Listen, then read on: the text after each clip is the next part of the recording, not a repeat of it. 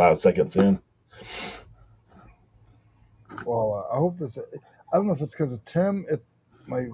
Is this just this one screen's acting up? It's like blinking on and off. Yeah, I turned my camera off because it's just gonna freeze. I'm just using the mic.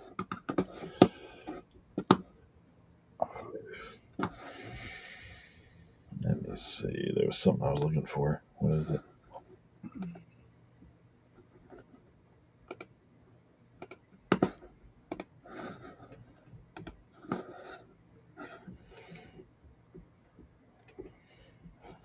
So what did you do over the weekend? Freeze? No, I went to the flea market. Jeez. So I you did went. freeze. I went out there on Saturday. It was windy. Very windy on Saturday, and then I went out on Sunday. So Sundays, I've noticed. I mean, goodness gracious, Eric, probably for about 25 years. If I'm in a place where I can sell on Super Bowl Sunday, I sell. Super Bowl Sundays usually good, no matter where you are, because people are so anxious about the game that they want to go out and shop and just walk around. Yeah, have something to do, huh? Yep.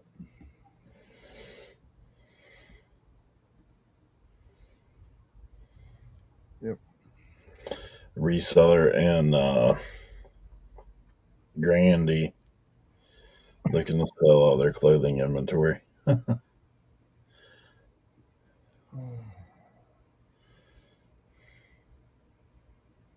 No, I'm not a lone cat.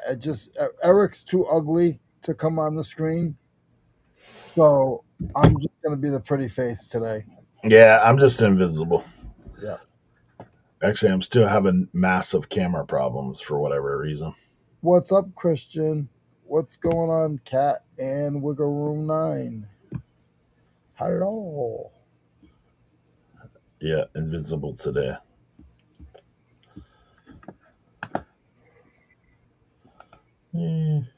I might have to. I need to shut my computer down and reboot it, but I don't want to do that because it's gonna mess up all of us.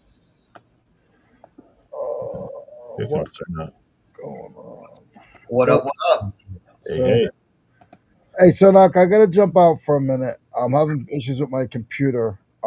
Eric's there. He can see you. You can't see him. He's ugly today, so. Incognito. Where are you in? Okay, gotcha. No, my camera's still messed up in my laptop now. I had to order a new charger because it's not charging. Right? Oh man, Good that's times. good times as always. A tech deficiency today. Let me just say this, okay?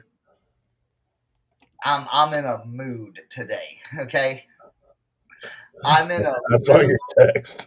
today.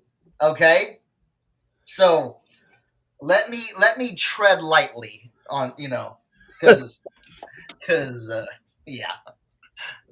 I've been. It's not a day for ninja stars. It's a day for shotguns right now. Okay, if you understand what that means, some people do. So yeah, just calling it out. Just calling it out. Listen. I'm not being nice anymore on some of this stuff, and chat's like, "What are you talking about?" I'm not gonna really go into details, but Eric saw the message and it was like, yeah, I'm gonna tear your face off. I'll name names. I'll name names. Tear your face off. There you go. How about that? You like that? Did you get any response after that comment? Yes, he did. Yes, there actually was. From Justin or no? Yes, there was. Oh He yeah. apologized. So, but it was like, nah, whatever. You know what I'm saying? Hey. Our app still sucks. It's even more broken with the last update, but hey, who cares? See, the real way to apologize is send a check, bro. Hey, I need a list of 5 people that get Photoroom for free for the next 5 years. Yeah. There you go. Yeah. Oh, now you know what we're talking about. Okay, yeah, there we go. Yeah, Photoroom. I blew them up on Facebook today, in their comment section. So, yes, thank you, Kat. Thank you, Kat. Hey, woo! So, yeah, we're just gonna have a polite, nice. I know I come in here like with a shotgun. So sorry about that. Did you watch the Super Bowl? Yes, I did watch the Super Bowl. Did you make it through the whole Super Bowl? Kinda. It was just like, what I'm saying? Second half, I was pretty much like, this is over. Yeah, and it's like, and then like, I mean, everyone's like talking about the commercials and stuff like that. You want to talk about the commercials? Okay, this is what I was kind of like talking about a couple weeks ago. That using AI for like good stuff versus like, and here's the thing: these major companies are feeding us AI slop commercials. Okay. Yeah. And it's just like, you know what I'm saying? It's like, you know what I'm saying? That's what gets me about it. You know what I'm saying? So, but yeah, they were talking like the average ad this year is 30 seconds, $8 million for 30 $8 million. Yeah. I was like, that's crazy. And everyone's like, oh man, the Dunkin' commercial was awesome. Okay, if you like Uncanny Valley, cool. You know what I'm saying? It looked weird to me. It looked weird. I was trying to think of Tim's not. Yeah, Tim's not. Right. Right. Yes. Yeah. Yes. AI commercials. Like, okay, I'll put a perfect example. That Svedka vodka commercial with the robots. Did anybody see that one? That's just that was like, I saw that. I'm like, what are we doing? What are we doing? The only commercial I found entertaining for me, and it's just because of growing up in that era of, remember the Pepsi challenge back in the day? Like, yes. I grew up with that. So for me, I thought the polar bear Coca-Cola polar bear, I thought that was funny. Like, just because of knowing the Pepsi challenge and what went down and all that kind of stuff. Yeah. That was the only one that I really was mildly entertained by. Yeah. I think commercials have just got, because honestly, like with AI, I think you do take away. I mean, there's it's like people talk about, like, a lot of people use AI like Google, so they're just putting in base information and getting back base content essentially. Yeah. But then also, like, if you think about removing creativity from, I mean, but this has been going on for a long time, removing creativity. Oh yeah. Think of the entertainment industry as a whole. Yeah. All they're doing is rinse and repeat, like what's already been done, like what people have already created. How can we just do the same thing but modernize it? Like, that's essentially a lot of it. Yeah. And the game was just. Yeah. I saw that. I saw the game coming a mile away. You know what I'm saying? But yeah, that's true. 540. The other thing of the commercials, everybody's already seen them. Yeah, you've already seen them, so it's like there's no mystery. Well, you've seen most of them. There was a couple of scary commercials too. Yeah, but I won't get into that. That's conspiracy theorist talk and all that stuff. So. Yeah. Hey, let's just say this: you got a Ring doorbell, better opt out of that. Yeah. First, it's oh, we're looking for your dog. Okay, yeah. Now we're looking for you. Oh, shh. That's it. Yeah. Like I said, I'm fired up today. Like well, I told you that show that person of interest back in the day. that show Yeah. Person of Interest, like when the guy said that's why we created social media so we could keep tabs on people. I was like, they like, and somebody told me the other day that I don't want anybody stealing my information. They've already got you. They've already got you. Right. Right. Well, that's the thing. It's like, you know that or if you know what's going on, like, Ken said, your phone, your computer, all this stuff is listening to us, but it's like we're just adding more and more and more layers to it now. It's like, Yeah. you know what I'm saying? Yeah. Robert Kraft was yawning. Yeah. Oh yeah. Dude, that guy's old. He can't stay up that late. A little feisty. I don't know. Yeah. So let's just say I woke up on the right side of the bed. Yeah. Yeah, that I mean, I honestly I pretty much knew the Super Bowl would not be competitive. Just looking at what was going on prior to that. Yeah. It's like, because yeah. His wife was hot. Whose wife was hot? Yeah. Robert Kraft is. Oh yeah, Robert Kraft. I'm assuming that's who he's talking about. Oh yeah. I mean, we all forget about his massage parlor. Oh crap! We're not supposed to talk about that. Sorry. Yeah. Kind of weird, but. He didn't know what it was. Yeah. Part owner of it though, but in a strip mall. Like, I'm sure Robert Kraft's slumming the strip mall all the time. Yeah. All right. Yeah. Yeah, your phone does keep track. Mine constantly, because I go to places religiously like church. It constantly, like when I get in the car on a Sunday morning, it's like it's this. Yeah, straight up. I already know where you're going. Yeah. Maybe him and Belichick still went to the same dating app. Who knows? Hey, you never know. Belichick. Oh, that's all right. So I have some eBay stuff to talk about. Yeah. Okay. Let me just say this. I'm gonna say it. I'm gonna say it. I've been meaning. I've been beating around the bush. I'm not gonna say it. I'm just gonna tell y'all. Okay. The hat market we knew is dead. It is dead as a doornail. What did you get on your auction? Yeah, exactly.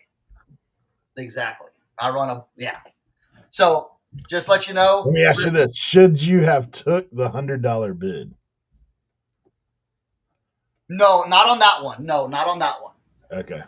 No. But I'm saying, here's the thing. The mid-tier trucker hats, don't even waste your time on these. Get rid of them. It's done. Okay? Go on Whatnot, sell them for $2 a hat, because that's what you're going to get for them. $2-3 a hat for mid hats is what you're going to get. That's the new norm. Period. End of story. So, just letting you know. So did you sell all your lots? Yes, I did. Yes. Yeah. But when it averages out all all those hats, over 500 hats, and it averages out to $2 a hat, yeah. The writing's on the wall. Yep. Now, I don't know. I think, $540. Now, here's the thing. Your vintage sports hats and your vintage sports hats and maybe some of your 3 stripers, that's about it now. Hey, I have a suggestion. I just got a suggestion in chat. Maybe you should switch to Lily Pulitzer 1960 jackets. That's what you should go to. Correct.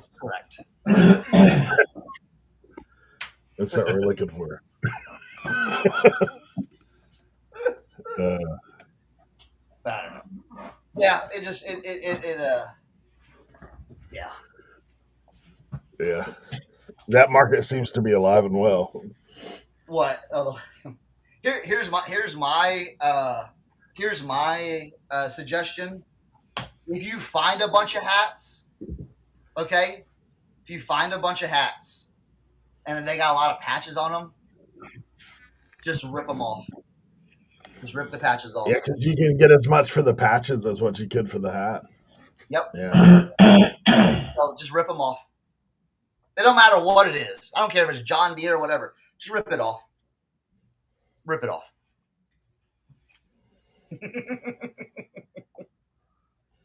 So, yeah.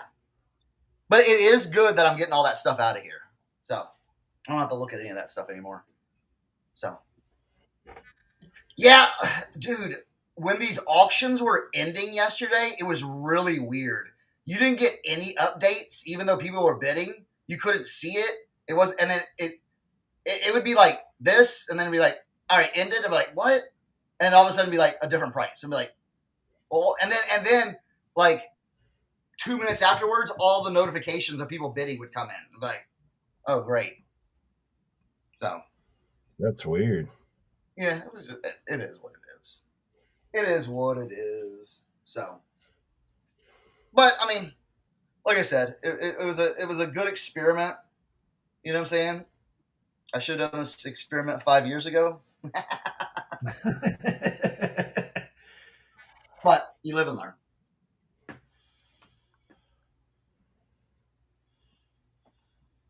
Yeah. Now I'm gonna put up more lots, but now I know my expectations. You know what I'm saying? Now it's just getting this stuff out of here. Right.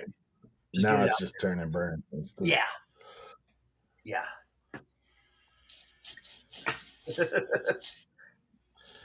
You know, the good side of that, now if you actually have one go for decent money, you'll be like, all right. Yeah. Yeah. Oh, yeah. Hey, Oh, there. Oh. in and out. Leroy. Did you get it back? Did you get it working back better now? Oh, we'll see. It looks okay right this second. All right, sweet. I'm I'll try booking. to order a new camera while I'm on.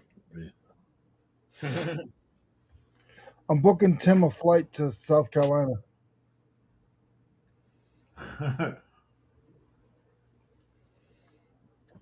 Just don't tell Josie. Well, it's actually supposed to be warm today. It's supposed to get up to. It's supposed to get, man, yesterday it was like I walked outside. I'm like, oh, wow, it's not that cold. I looked at my phone. It was 32 degrees. But I don't know what, dude, it's supposed to get up to like the mid 40s today. Yeah. Yeah, here it's supposed to be 50 plus because I can finally paint. I'm kind of excited. Mid 40s, maybe. Because, dude, all this snow has not melted at all. We got no snow. I don't got no snow. I had to pull my garbage cans out today, right? Because I'm hoping they finally come to pick up the trash. Because the trash is crazy. And the garbage cans were iced to the ground into the fence. Like I had to like break off bricks and plaques of ice just to get the trash cans out. Crazy. 12 to 18 degrees here all weekend. Yeah, dude, it was cold here this weekend. Like, dude, Saturday morning I woke up, it was 6 degrees, and I'm like, no, not doing that. Not doing that at all. So.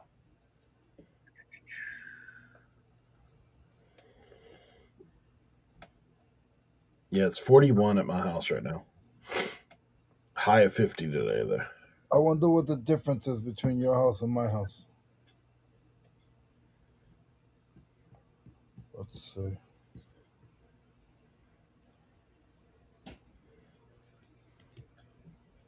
Upstate weather.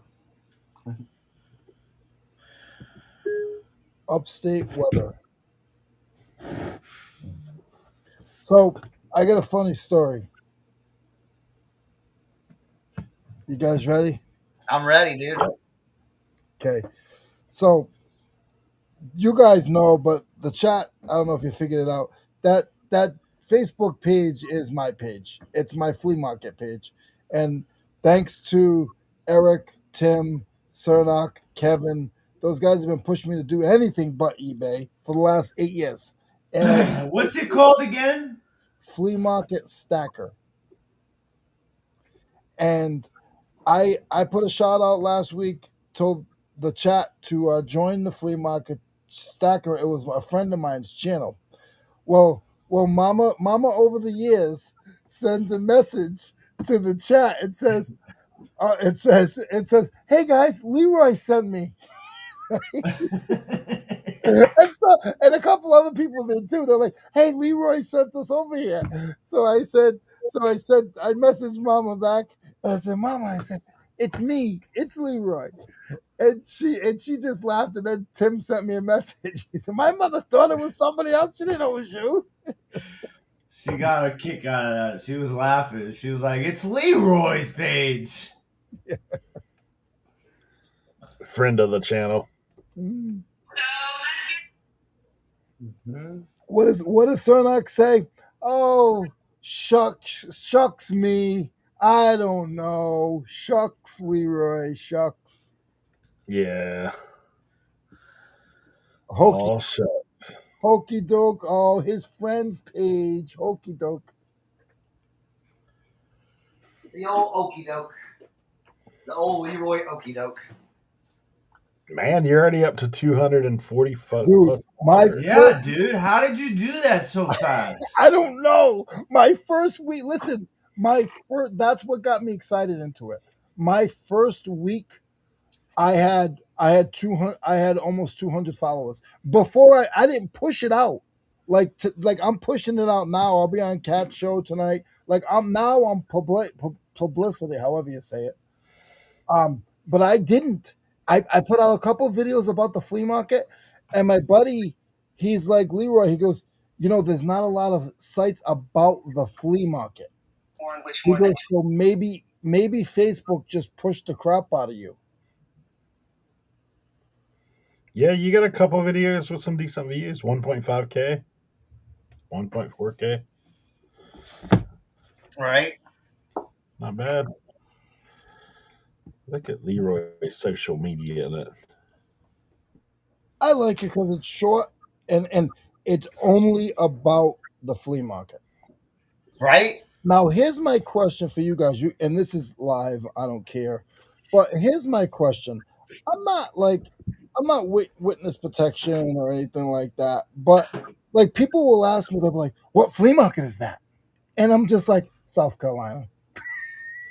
Like, should I stop being like that and just tell them what flea market? I would rather not, to be honestly, tell them the flea market. Just like I'm gonna try my hardest not to show my face. But what do you think about that? Like, just be like, "Yeah, it's this flea market." Wait, do you talk on your videos? I talk on my videos, but it's just talk. It's just talk over. Not really talk over, but I'll be like, "Oh, I'm at the flea market today. Nobody else is here, but I'm still gonna make that money," and that's it. Or I'll go to Costco and I bet when you put South Carolina, that guy's like, "That dude's lying." Yeah.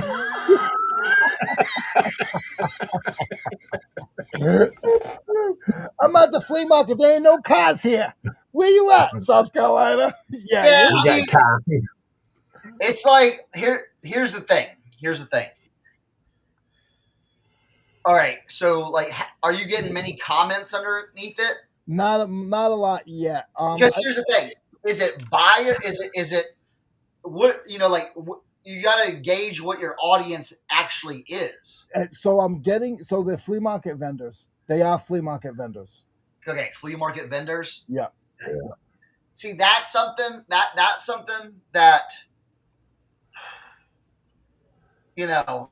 it's like this. Is like this. Yeah, like just thrown up in the air, like you don't know where to go with it. Like it's no secret. Listen, I'll give anybody my setup tomorrow, and I promise Leroy, you know what you got to do though. What? You got to shoot that video and scan your trays and like which one do you think is the most valuable here? That's what you got to do. Yeah, no, that's a good one. And I do take videos of all my stuff, like, and I'm pretty honest. What would you buy off this table? But not even what would you buy? Like, what do you think's making me the most money? Because it's going to be stuff that they're going to pick the $10, $20 stuff, and it's the stuff that's 50 cents. Yeah. Here's my question for, there you go. If you want the competition, tell them. But what's the competition going to look like? You've already got yourself like set up. Yeah. You know what I'm saying? Where like, dude, to replicate what you do right now is going to take an entire year to get, or like, you know what I'm saying? Like it's just not like. Honestly, if it's people that are deep off into the flea market, they're already at your flea market. That's what I'm saying. Yeah. If they're local, you know what I'm saying? Yeah. Yeah. Like, so I know where one of your flea market ain't nobody driving there, Leroy. Ain't nobody going back down that dirt road. That's kind of what I'm getting at. I've been to a couple of them flea markets. I said, bro, the average Joe ain't going out there. Plus, it's just like, I mean, when we all first started selling live, it's like, you bring more competition, but initially, not everybody can stay because you got to have the right. I mean, it's the same thing with live selling. Like, unless you can get the right inventory at the right price, you can't stay. What's up? Oh yeah, Jimmy. Look, hell yeah. I love you, buddy. Why? Are you listening? That's who you need to talk to right there, Leroy. About what? About Facebook. Facebook? Oh yeah. Jimmy, I started a Facebook page. Oh, you did? Yeah. Yep. You did. What are you doing? Like videos and stuff? Just flea market. Flea market? No eBay at all. Like I don't even talk about eBay. And I was just discussing with those guys is there's people asking me, hey, where's that flea market? So and Cernoch said to me, what is my demographic? I believe is what the word I'm supposed to be using. Is it buyers or is it sellers? And right now it looks like it's sellers. And they're asking me where am I located? And I'm just like South Carolina. And I don't know why I'm being afraid of it. And like Eric just said, he's like, Leroy, he goes, and Tim Cernoch said the same thing. For them to get to the level that you're at or to get anywhere what you're at, it's going to take them years. Right.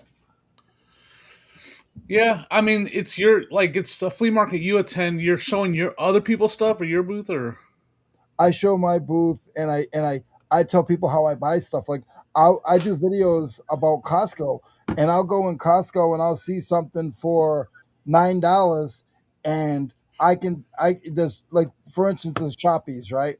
I buy the Shoppies for $8, $9. There's 26 Shoppies in the package. I sell them for $1 a piece. I'm only making 50 cents, but I can sell those out within 2 or 3 times. I'm doubling my money, and it's easy. yeah, I don't know. I mean, that's a question you're gonna get a lot. Like if I post a video from my local auction house, they ask where's that auction. Now that I would not give. Yeah, I just say Ohio. Yeah. Okay. So you're like me, just generic. But what you're saying is a little bit different. I feel like it's not nearly as, you're not calling all the competition to come bid against you type thing. You know what I mean? Yeah. No. Maybe they come and shop, but then like you're saying, maybe they'll come and sell, and then you might lose some sales. I don't know. But what's the chances, right? Like, see that would be, Jimmy, to me that would be like any other regular person coming to sell. Yeah. You know what I'm saying? Right. Yeah, I agree. I don't. You know what I'm saying? So, I think you should say maybe where one of your places is at. So then you can see like if you're getting any kind of engagement off of your Facebook thing, where people are coming up and saying, "Hey, I saw you," you know what I'm saying? Because that potentially they might buy something for you, or you might strike up a good conversation where you could get another connection with someone local and everything. Yeah, I'll add it to it.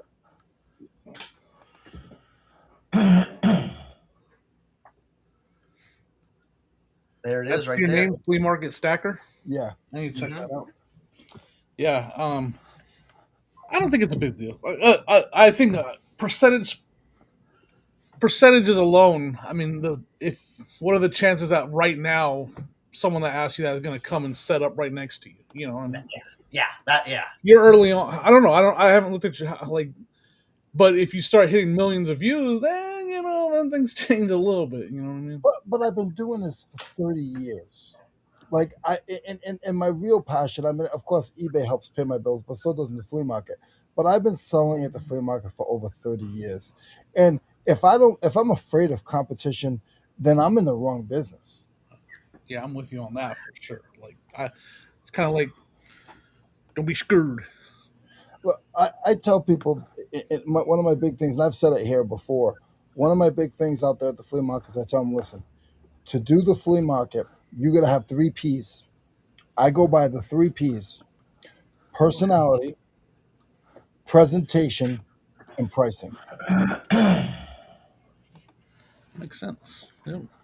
And I can give you all my 3 P's, and I can give you my whole setup and walk away. It doesn't mean you're going to be able to do what I can do, or not better. Yeah, for sure. I'd be interested to see what because Facebook is an animal, and there's going to be a lot of interesting comments that come in, and I'm just curious what your target audience, what kind of reactions they're going to have to your content, because in my first week, I had 200 followers. That's good. That's really good. I don't know what happened. You hit it. It's Facebook. That's what happened. Facebook right now is kind of crazy. Now I can't get over 250, but I don't care as long as I got that in the beginning. Jimmy, do you do the weekly? Do you do the weekly like challenges on Facebook? I don't do any of that stuff. Nope. Right now, I'm just working back to getting back to monetized on my toy page. Since I don't have. See, that's why I'm like trying to get monetized too. So like that's why I asked if doing those weekly challenges might help. I haven't done a single one. I don't ever even look at them. I try a little bit, Tim. I try to do some of the stuff they ask. Yeah. Somebody that was talking about Facebook was saying that that's what they do is they kept doing the weekly challenges, and it did help. Maybe I should try it because I know they exist, but I haven't even looked at what it entails to even do it. Like I don't even look at them. I know it's probably like the same theory as eBay, like that we talk about. Like if eBay asks you to do it and you do it, right? There. I know I check some of the boxes because I'm always putting up content. That alone gives me some of the boxes checked. But like some of them are responding to messages or something like that, isn't it? Something like that. Which I respond to all my messages. They change every week. It's like post 15 reels, post 18 pictures. I need to do that. Gain new followers and stuff like that. I've said it probably 100 times on here. Right now, I told you short videos. I meant to message you. What was your suggestion again? The one where you were saying like the quick hitting 12 to 18 second reel and ask them to share what they like. Yeah. Share something in the comment. Man. We were talking about like PC cards, right? Yeah. Show me your favorite personal collection card. And there it is. And people won't even pay attention to the comment half the time. They'll just start posting whatever. Yep. But like I did this one, show me your Star Wars, or I said show me your Star Wars collection. And that's what I'm saying, like the comments are crazy. I'm gonna try to find engagement. That's what it's all about, just engagement. Any way you can get it. This is what we were talking about this is what I was talking about the other day with some tinge of like, it's just engagement. You know what I'm saying? But if you do engagement the right way, it's good. Let me go in there. Comments and likes. That's what you're going for. So like I did that one. When did I? Let's see. I can go to exactly the date. I posted on February 4th, and I just said I still love my Star Wars collection. Some collectors don't. Some collectors are like, those toy lines suck. Whatever. And I said, show me your Star. It has 106,000 views, 362 comments, and the comments are what's to me the most important. Like, look, all these people just. I think I've showed this before. Showing pictures of their collection. All day. I mean, hundreds and hundreds of pictures of people because they love to share that stuff. They love it's working for me. It's working great. I've said it probably a lot. I probably oversaid it, but it's working great. Like those short 12 to 18 second videos of me just kind of. And then they post that stuff, and then people are going to look at their collections too. So like there's double, triple, quadruple interaction because people are going in the comments to look at those pictures of people's collections.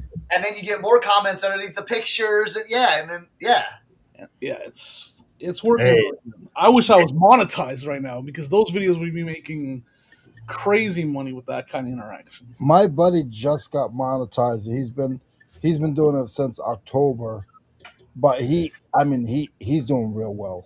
He's a 300K eBay. Like he sells 300K on eBay. That's wild. Yeah, I mean, I'm getting close. I'm about 3,200 away from being monetized. Nice. You know that people are getting monetized now without having 10,000 followers. I've tried. It keeps saying the invitation only, and I don't have the invitation. I've tried looking into it. I'm trying at least a couple times a week to see if it's available yet. Mm-hmm. Yeah, I tried on Obxpicker a long time ago, and when I put in like the content monetization, it says you're on a wait list, and they'll let you know when they did it. It seems like they do it in batches. Because my buddy just got monetized. I don't think he has 10,000 followers. I don't type that in, Walter. I don't know if that makes a difference. I say it in the video. But I don't that's what you could do, man. Like, show me your flea market setup. Yeah. No, I do. I do. If you watch my that'd probably be a really good post for you, Leroy. Yeah. Or hey, or like once the spring gets going, and it's like really flea market season for the rest of the country. You know what I'm saying? Hey, show me your setup. Hey, we had hope you had a successful Saturday at the flea market selling. What was your hottest item sold? You know what I'm saying? Pros and cons. Like I hate to put somebody on blast, but show somebody stuff or even my own pros and cons. What do you like and what do you don't like about this setup? Yeah. And take pictures of other people's setups and what could have they done better? Yeah. So my buddy only has 3,000 followers, and he just got monetized. I need to check it. I check it. I haven't checked it this week. I'll check it today. Actually, let's check it right now. I'll check right now. Maybe I don't know how to navigate to get monetized. The last time I checked it was last. Are you under content creator? Yeah. Yep. Do you have the dashboard? Yeah, professional dashboard. Yep. Go where it says monetization. Yep. And down below it should say subscriptions, content monetization, or storefront. That's what it says on mine because those are the ones that are not yet available. Is what it says. Yeah. Not yet available. Content monetization. Earn money from Facebook from all. So click that and see what it says there. Invite only. This program is currently only available by invitation. Tap notify me, and I have multiple times, and so I haven't gotten an invitation yet. I don't know. Gotcha. Yeah, I only have like 700 and something on Obxpicker because I didn't put anything out after. Only thing I've put out in the last year and a half was my daughter did a little reel post hurricane where her and her boyfriend are playing pool on the beach because there's a pool table laid on the beach. Yeah, I don't know why mine's not. Like I can do affiliate partnerships, I can do stars, and I can do subscriptions. I can do all that. But the one that actually does, per view and stuff is not there yet.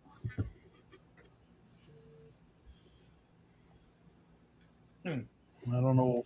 Yeah, they have some kind of video on there that's talking about like that there. Yeah, I got that too. Yep, I see the video. It says something about an interest form, but I don't know how to access it. I mean, I must have filled that out a long time ago because, like I said, it just says I'm on a wait list. I started on the 23rd. Yeah, I started on the 23rd, and I have 25 videos I've done, and almost 250 for followers. That's cool. And why I've never experienced this because I didn't even know on Old School Flips when I had that Facebook. When I went to set up the monetization, I already had like 20,000. I was already way into the monetization. I didn't know it was even a thing. So like it was just click a button and I was. Yeah, you were there already. Yeah.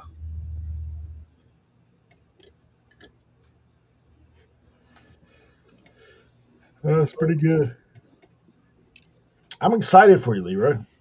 Yeah, I don't. It's not about the money. I want to show people what I do. I think I got a talent there, and like I said, I've been doing this forever, and I'm not really trying to hide anything. I'm not gonna like. I worry about people knowing where I am, but at the end of the day, it's like. Hey, when are you gonna start having classes? That's what I want to know. I'm not doing classes. Well, yeah, when's the Patreon dropping? Yeah. Next week. Hey, wait.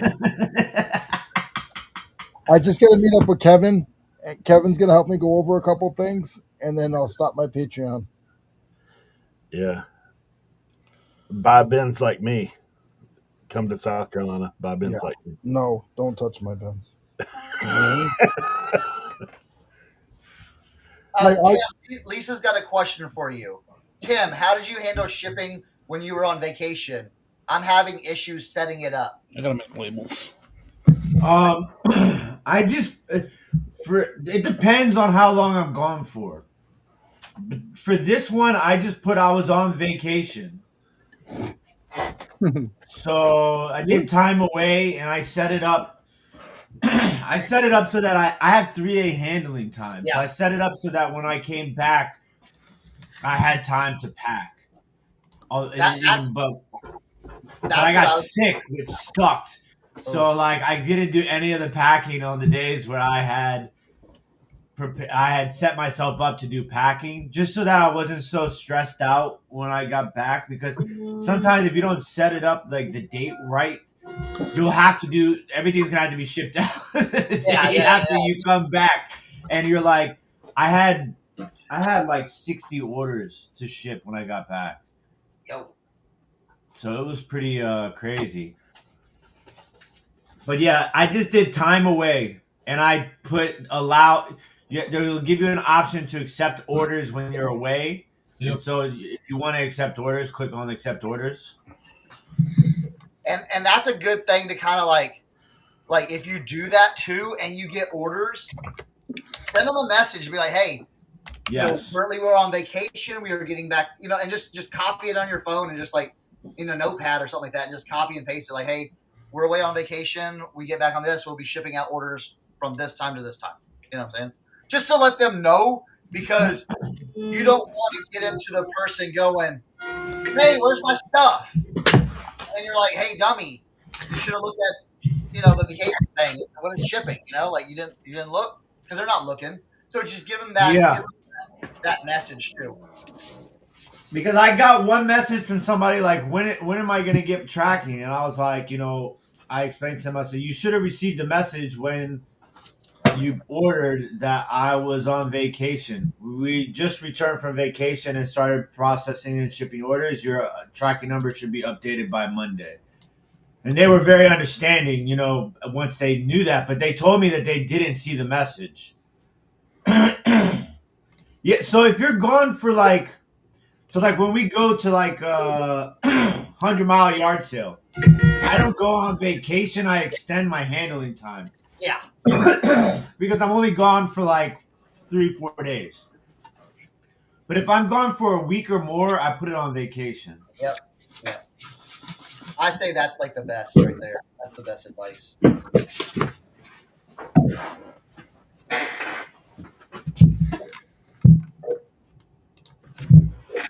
Oh yeah, nobody reads anything anymore, Kat. It's. Well, I mean, look at our literacy rates. Oh, sorry.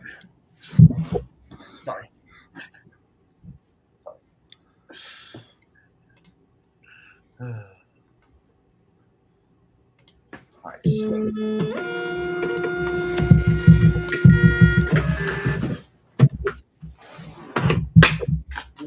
Yeah, that's good. That's a good idea, Colby. All right, I've got something I want to list. Okay, something really cool. I've had it for a while. Like I've had this thing for like 6 or 7 years, I think, maybe longer. But kind of want to sell it, see what it goes for. But I don't. But I can't really find any like. I can find it, but I can't. It's like let me just show you. It's a poster. Anybody guess what the poster is before I unveil it? It's a band. Blink 182. Okay. Jimmy, what do you think? It's a band. A band poster that you have? Yeah, I have tons of band posters, but Is it from the PC? No, this is not from the PC. I picked this up probably like 5 to 7 years ago. Bought it for $10. Man, and it's a band poster. Band poster. Anybody? 3 Doors Down. Come on, Kristen. Come on. The lead singer just passed away. Yeah, for 3 Doors Down. Why it was it looks older. It passed away, but I'll say this, and I don't speak ill of the dead. I saw 3 Doors Down concert. It was terrible. Okay. Let me see that condition on the end right there. Oh, here's the condition on the end. It's a little old. Yeah. Poster. It's an older poster, and it's got some. I'm gonna go with like a 70s rock band. Led Zeppelin. That's what I was just gonna say. I'll say Black Sabbath. I don't know. I like Colby's Engelbert Humperdinck. Engelbert. Yes. All right. Anybody else? Eric, if you're still, we can't see Eric, so that means we're not right then. All right, over here. Bill Graham presents a swell dance concert. Well, we're not right, Tim. Yeah. A swell dance concert. Anybody guess? Anybody guess from that? Herman's Hermits. All right, we got Kiss, AC/DC. Yeah. Here, let me see if I can give any more examples. Okay, hold on. Let me see. Let me roll this up. Cat, you silly goose. That one. Who was it? The Grateful Dead. This is a poster that they like. It's so like not their style, but this is for the 1973 Nassau Coliseum. Right here. So that's a cool poster. Yeah, it's like the total opposite of anything they'd ever do, right? Like it's that feel. That's what I'm saying. Now, and the thing about this is actually like a first edition as well, because the other ones were more like color. They made it like more color. This is more muted. All right, what was I gonna do? I gotta go take pictures.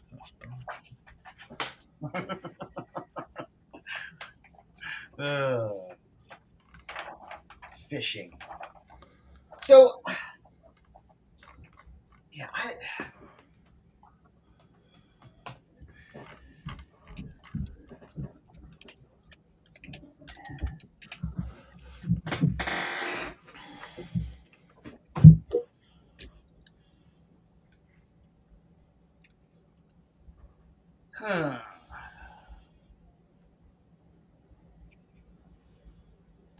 let's see.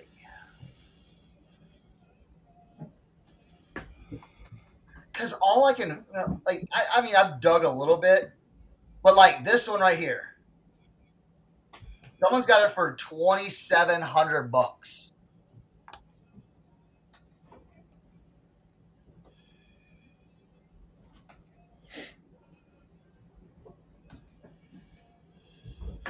And I was thinking about just listing this one for $1,000. Oh, that's all?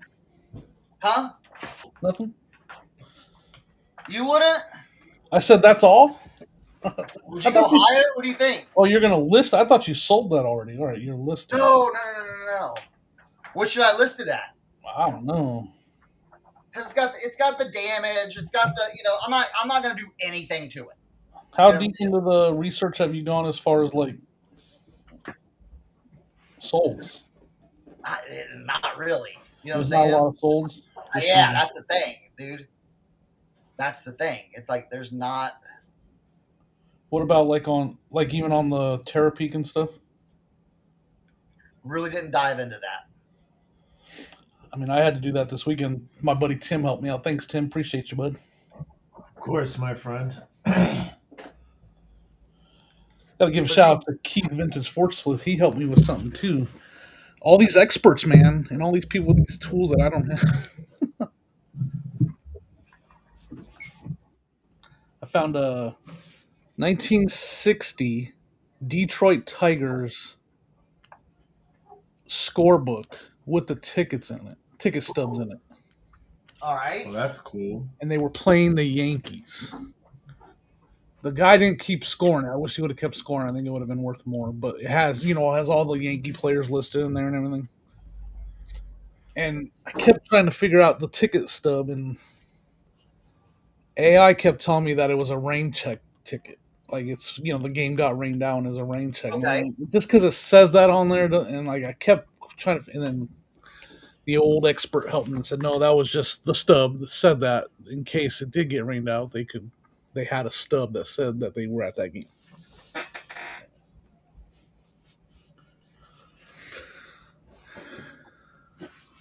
They're calling that a third printing.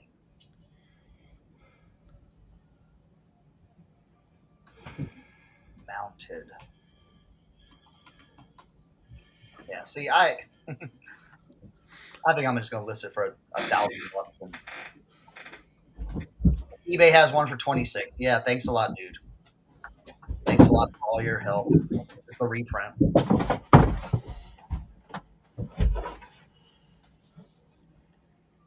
See, someone has like one. See, the one without the second. They made second and third editions that have more color in it. This is one where I would call the expert, and you would be the expert I would call. I know. So you tell me. It says original. Yeah. That scared Eric, that Jordan stand by you. Scared the crap out of me just now. I was like, there's somebody there with you, Eric. He froze, but I was like, whoa, yeah, I just saw that. Just me and MJ. You're not alone, Eric. Just me and MJ hanging out. I'm serious too, man. It freaked me out when I just glanced. Oh shoot! That's what I was doing. I finally am listing this thing. I taped it back together. So there you go. Let's get that. Let's get some big items listed. What are you listing that for? It's not out there, dude. I know. That's what I'm saying. Like, it is not out there. I just listed this ring for $300. There we go. It's sterling silver and 22 karat gold. Nice. We'll see. Oh, it's mounted. That's why. Okay, so they mounted theirs. I don't even know what to list it for, man. Like $2,000, $2,500. Right? And take offers. You know what I'm saying? On the back, it has wrote Christmas of 1985.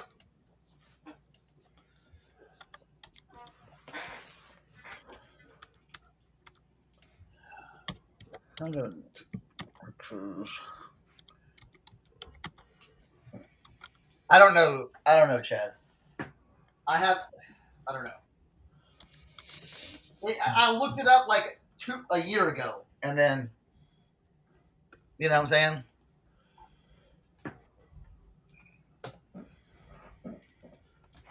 I got so much stuff for that booth I'm gonna be having.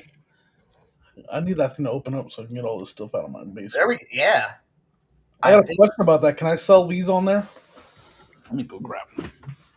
Yeah, I think I'm just gonna put it up for 1,000 and see what happens. Take offers, all that stuff, and you know.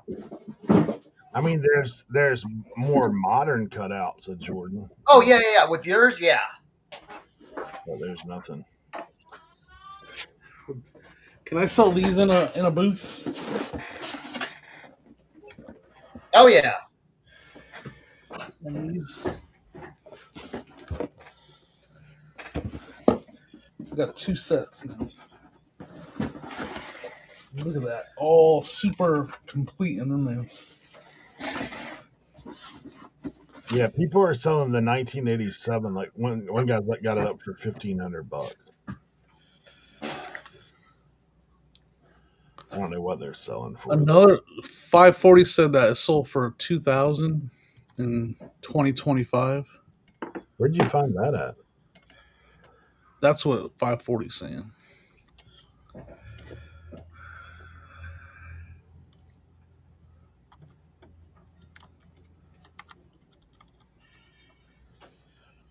I mean, the only problem is it does have a crease like right across his mouth for whatever reason. On Terapeak, you found it. We're talking about the Jordan one right now, right? Yeah. Okay.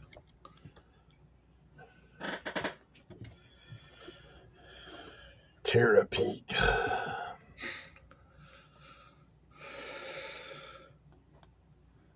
This thing's 74 inches tall. So a little over 6 feet.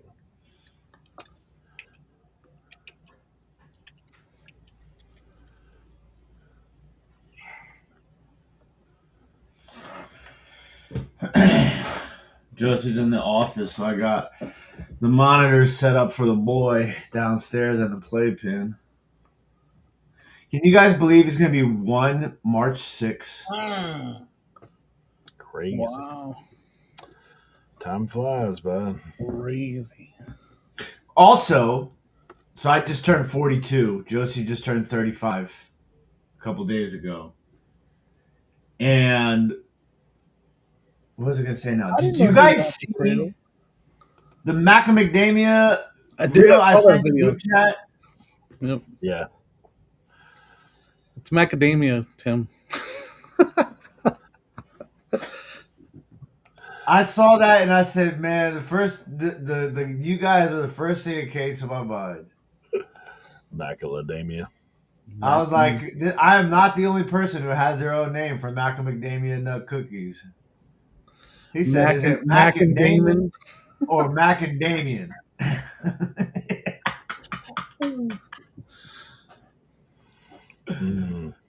Oh, man. Macadamia. I was dying. Matt Damon cookies? What?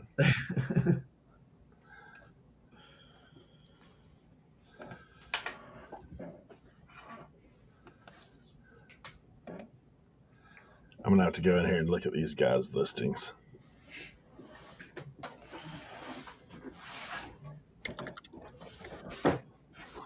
All right. I think I know it.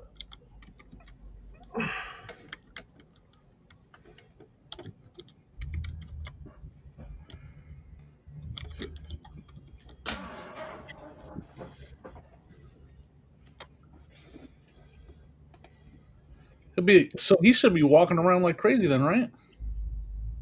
No. Not yet. He's standing on his own. We got him like one of these like walker things now that like he pushes if he walks. He's got to be close. Any day now, he's gonna be this. Gone. Yeah. Just you're gonna turn. He's gonna be gone. Yeah, it's pretty crazy. So He was standing up and dancing during the halftime show. He loved it. Him and my sister came over with my niece, and then my brother-in-law with my nephew, and the three of them were just they were having a blast during the halftime show. I was dancing too. It was crazy. So my niece is pretty good with hers. She speaks well Spanish for her age, you know. Yeah. So she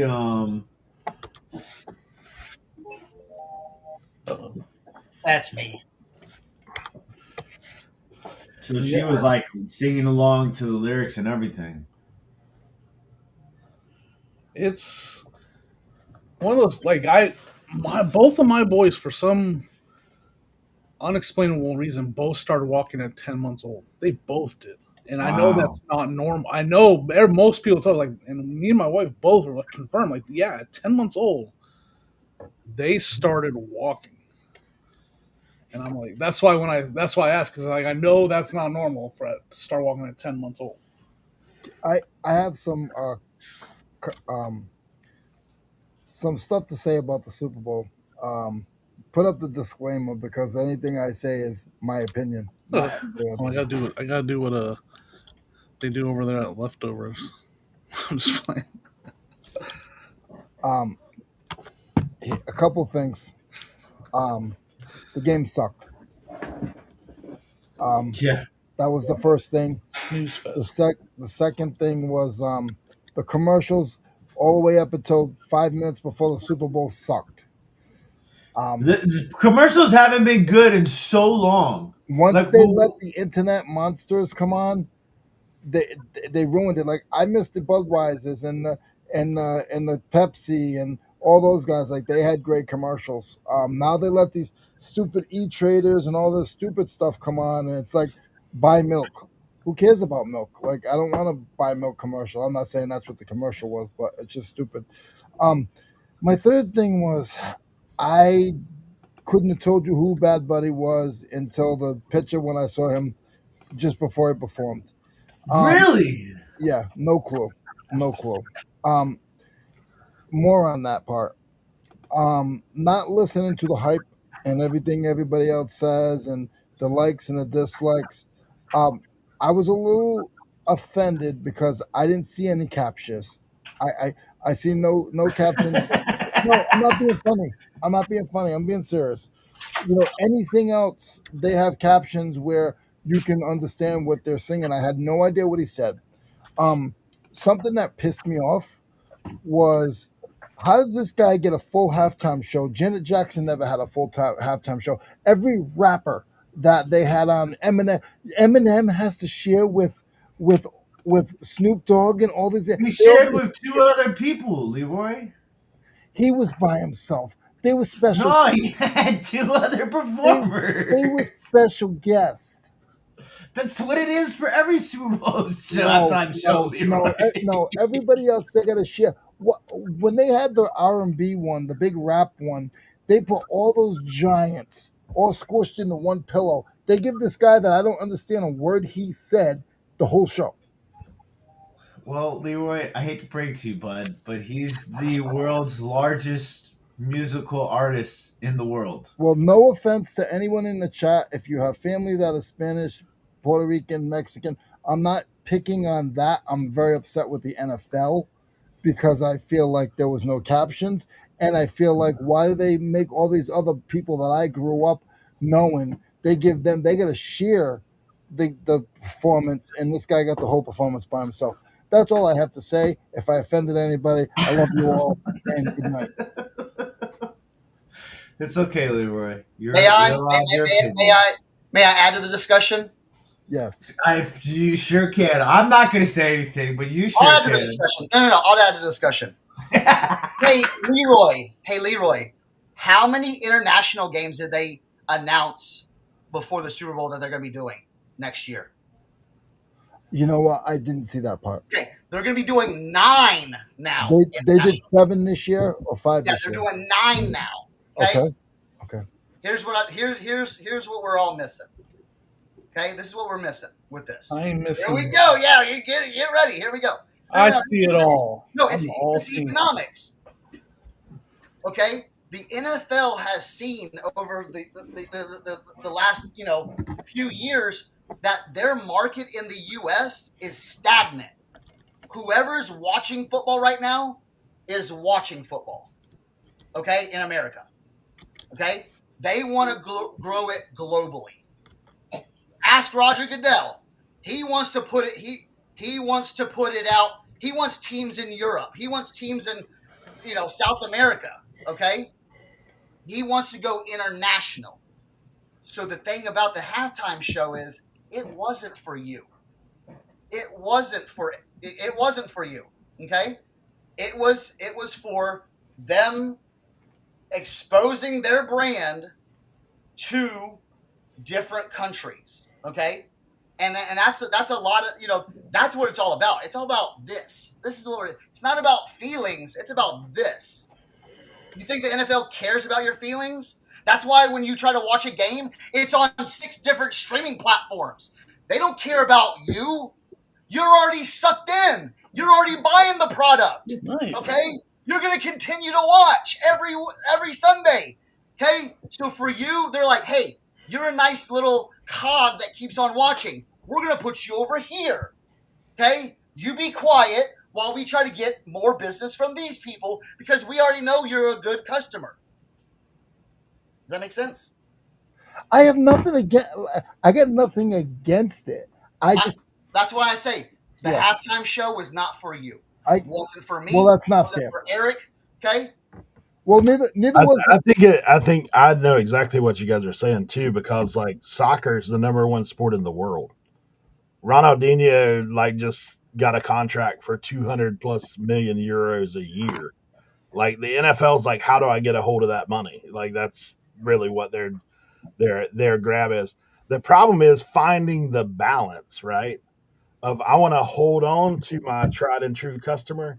It's kind of like for me, like I think of it like TV, right?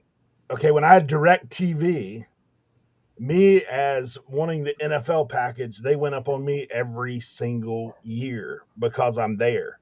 So what would I have to do? I would have to call them up and complain, I'm leaving you unless you do something different. Like I think where the NFL's at right now is they're on the teeter-totter of it could go bad if they continue to push down a road of we don't care about you guys anymore.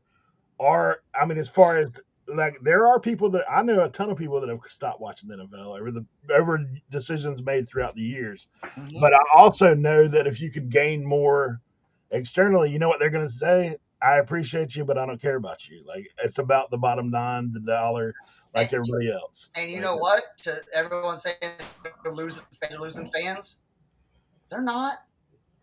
They're not. Their revenue's up again. Yeah. So they're not losing. That's why they don't.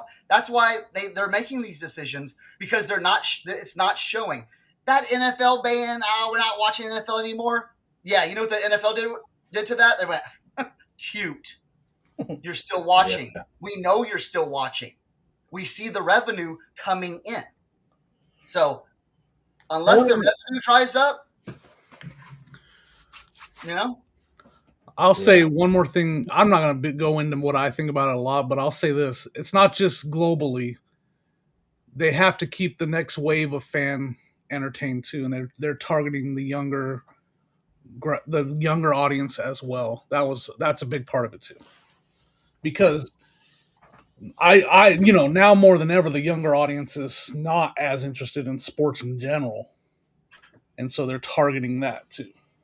Yeah, that is true. John, that's exactly what I think too. The whole thing of making me subscribe to 15 different platforms to watch NFL, like eventually, I really wish somebody, but they never will, come out with where you can do a la carte and say, I only want to watch the Dolphins every year. I could care less about the rest of them. They're going to do that. That's going to be soon. But I don't know that they're going to do it, man, because you're going to be able to do it game by game. No, if you could only, game by game, maybe doing pay-per-view or something. Yep. But like you're going to be able to do it game by game, $25 a game. all of these streaming platforms, why they're on all of them is because they're paying them. Good Every money. streaming platform is paying them. So that's the thing, and that's the other side. I think that coupled with the gambling thing, those are the two biggest threats to the NFL. I think. But my thing is all the money that they're saying that they're making and they couldn't put closed caption. I couldn't understand what he was saying. Yeah. Again, they didn't have to. And again. Well, I think you can do that on your own, Leroy. Your own Well, TV. why didn't they do it for me? Well, Leroy's, we can't hold your head for everything. I will say to Leroy's point, when they play games in Mexico, they put closed caption on the English broadcasts in Spanish. Yep. They do that. Yep. They've done it every year. And again, please, I mean this from the bottom of my heart. I have nothing against. I'm one of the most diverse people that I know because I've had to fight to prove that I'm black because I'm white skinned, and to prove that I'm white to black people. Like I've had to fight my whole life, so I'm not prejudiced against anything. But I just don't like. I think everybody should have to know Spanish. Not that Spanish people should know English. I think in school these kids should have to know Spanish. I'll just say, I never watched football. I hated watching football with my dad growing up. I went to a friend's house to watch a Super Bowl just because to hang out with my friend. And I saw John Elway play, and from that day on, I liked football. So that does work. It does work to watch one game and get hooked. 100%. I did not. Yeah. I hated football growing up. My dad would watch it. I'd be like, I hate football. Went to a friend's house at like 13, watched the Broncos lose in the Super Bowl, matter of fact. But saw John Elway play, and I was like, next season I was ready to watch him every game. And from that point on, I literally haven't missed a Broncos game from that point on. So that going for the young crowd, it does work 100%.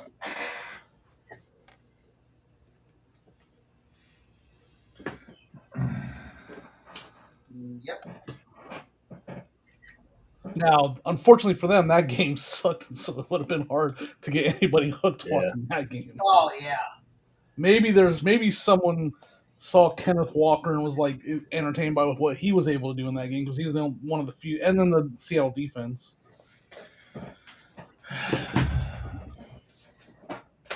I received a card and I have no idea who it's from. I don't remember ordering this card either.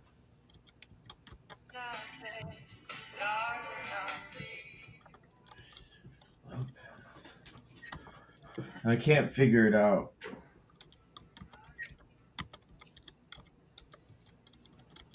I would be curious to know what the drop off was on the Super Bowl, as far as like how many people actually watched the whole game, how many people dipped partly through the game. You know, how many people just came on, watched the halftime show, and got out? Like, what does that look like? Right. Be curious to know it. Yeah, I mean, most people will watch the whole thing because they have it on. Even if they're not watching it, you know, people still have the game on.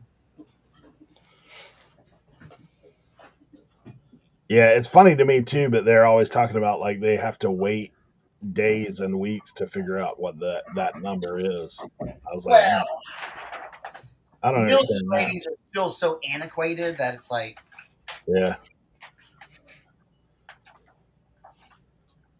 When you look it up, all it says is their expectation is to have more than last year. Okay.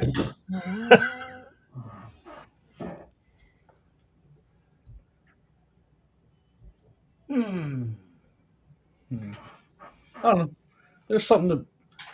I feel like there's something to be said about just being a pure entertainer, and I know this is just the way I perceived it because I know of Bad Bunny. I watch wrestling. I've seen him wrestle. I know who he is. Not my jam, is not my.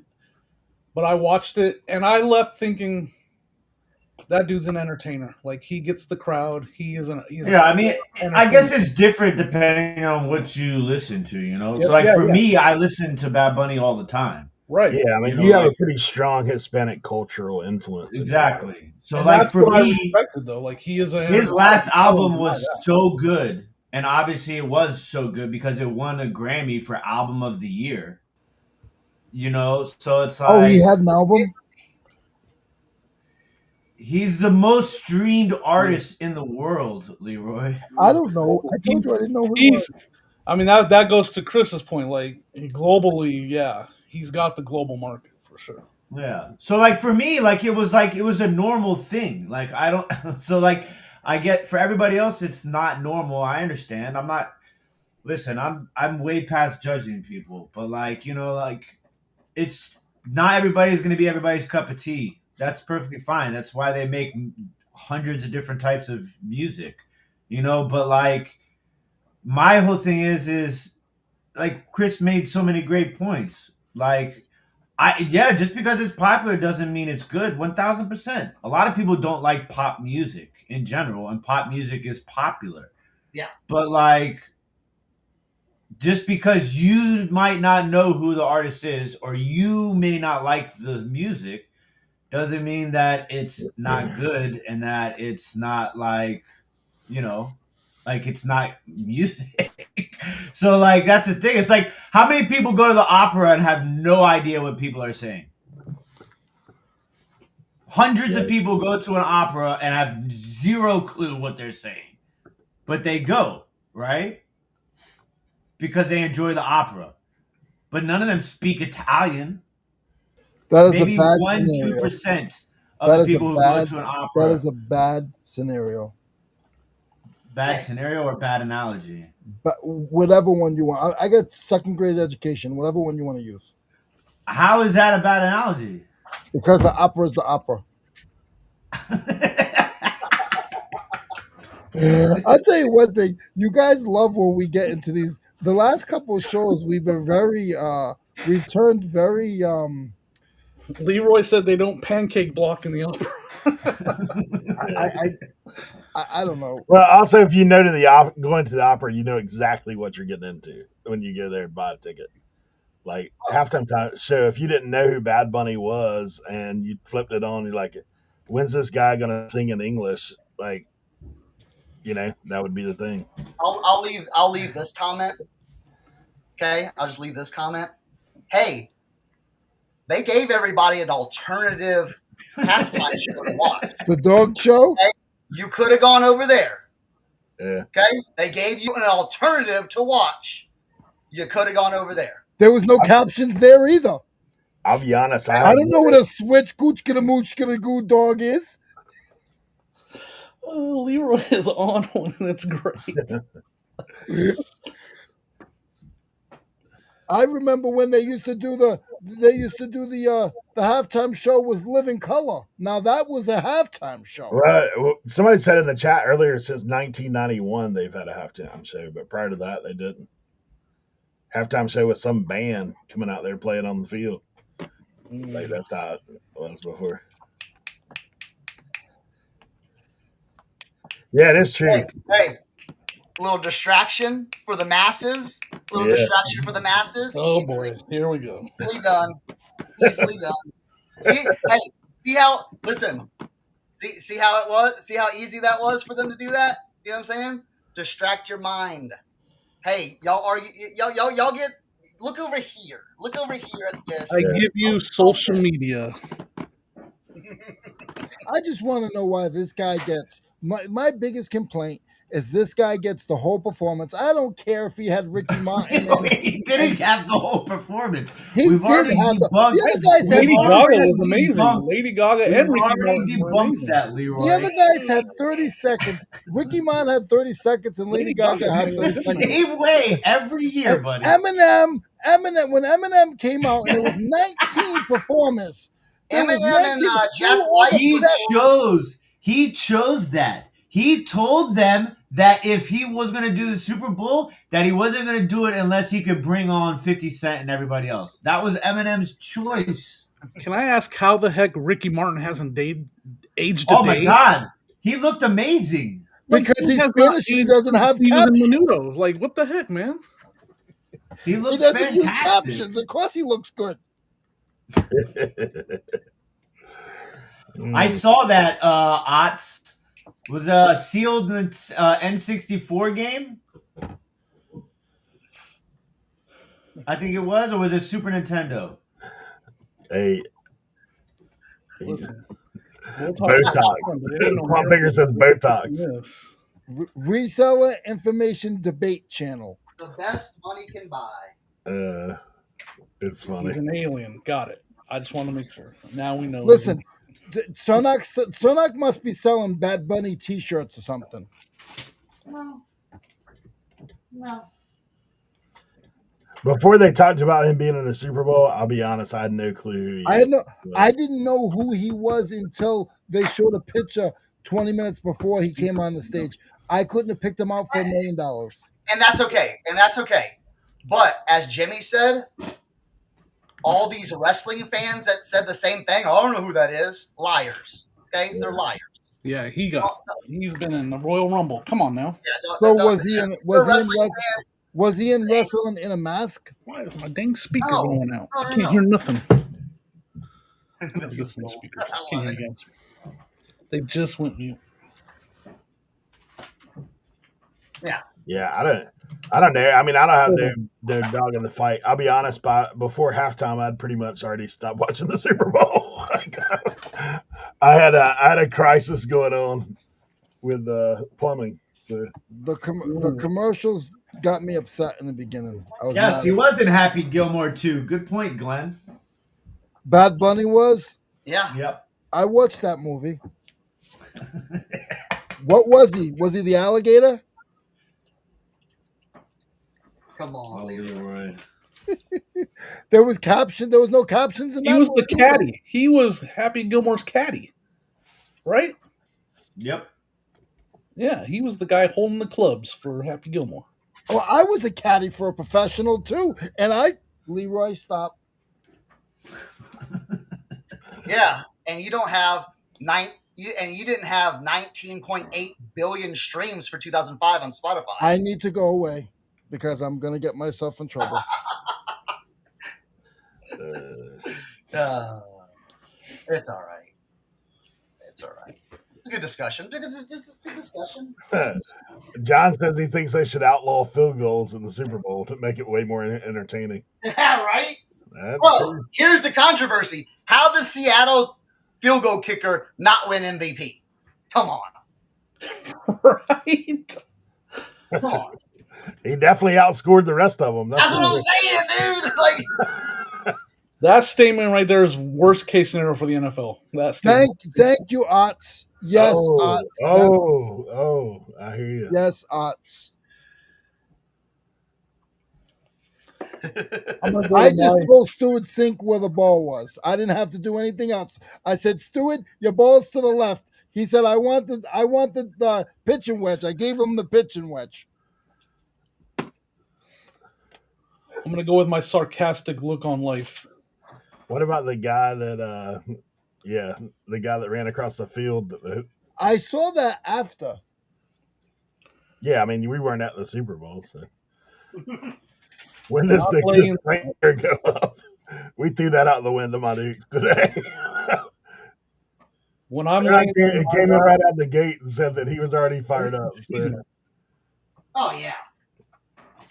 I gave everyone that was here, I gave a pre-warning to, okay? Yeah. I said I'm coming out hot today. Coming out hot.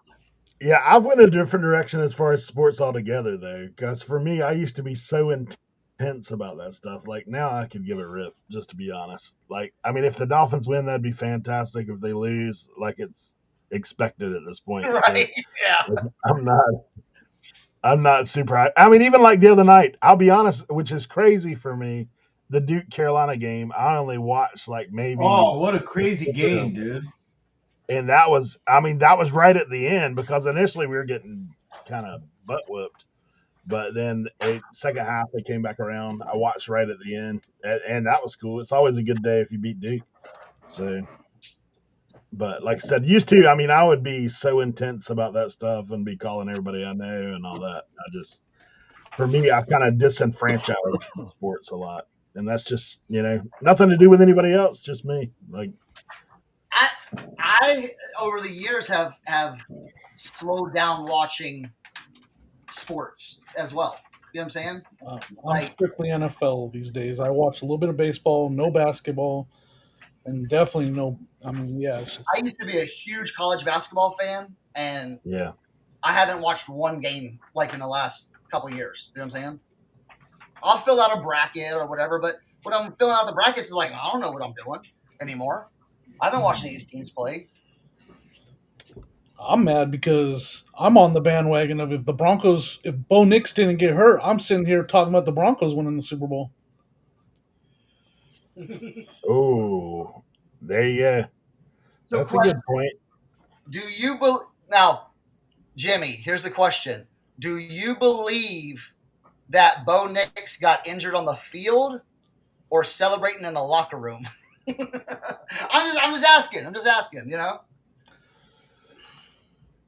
I think he got hurt on the field because if you go back and watch his after the game interview, he was not as excited as he should have been. Like you could tell he should have been really excited, and you could see there was something lingering in the back of his head. Like, man, I know I hurt my ankle. That's just an honest perception of what I saw. Like his after the game interview was very blah and like something was going on in his head. He wasn't fully focused on the interview. So I do think it happened in the game. That's all I have to base it on, though. Right there. Hey, Eric, if you were a real NFL fan, you'd let the Dolphins loss ruin your whole week. Dude, I mean, I've told you guys before, I used to be like obsessed, like, and stupid about stuff, to be honest. Yeah. I mean, like I love Carolina so much that if we'd have lost the Duke game, I wouldn't talk to anybody I knew who knew for weeks, dude. Like I'm like, nah, I'm not talking to you. If we won, I'm the first one that's reaching out to them. Hey, you guys suck, Like, but I just, anymore, man, there's too much else going on in the world. For me, in my world anyway, there's too much else going on to get so worked up about stuff that you know what I really came to the realization is I care this deeply about this and these people, and they don't seem like they care at all. Like at times, that's like when I feel like I care about your team more than you do, and you're the owner or you're the whatever, and then I look at these guys like, yeah, for me that was where I got to. I was like, yeah. So it was. All right, let's see. I'm trying to get this program. I'm trying to figure this out. Oh, yeah? Yeah. Because I'm from New England, a lot of you guys might not understand what I'm saying, so I'm trying to get closed captions for the show. Okay? Love it. Leroy, he just has an interpreter. When I travel with him, I interpret for him. Yes, I have Eric as an interpreter. When we go deep south, he's like, hey. I'm going to go edit a Facebook video. That's what we were talking about anyways before, right?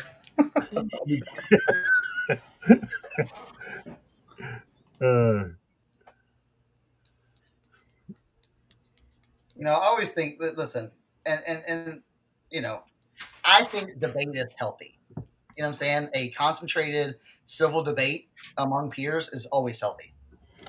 I think the same thing. I said, regardless whether you have a difference of opinion, when you still can have respect for each other. Absolutely. I have a hard time with conflict, but I'm learning in this year that I'm getting a little better with it. Yeah. I don't like conflict at all because when I get excited, I don't want to say the wrong thing. Well, I think the other side of that too is like if you never hear but one side of an opinion, yep, like you're ill-informed. A lot of times, like you're not. I mean, if you only hear one point of view all the time, your whole life, then I mean that's how people think the Earth is flat. Eric, that's what's going. that's what's going on with my new edition. If you know what I'm talking about. Yeah. Yep. Yeah. That's, You know, you don't have to use. My dad used to say this, and I'll say it to respect Eric and to respect myself. Opinions are like a certain word, the A word. Everybody has one, and it's true. It really is true. Well, Like say the last part though. I Eric, close your ears. Well, everyone has one, but most of them do what? I don't know. I don't know that part. I was always told opinions are like a holes. Everybody has one. That's it. And most of them stink. Yeah. Yeah. Okay. Yeah. Yep. yeah. I think I mean, like I think that's the thing too.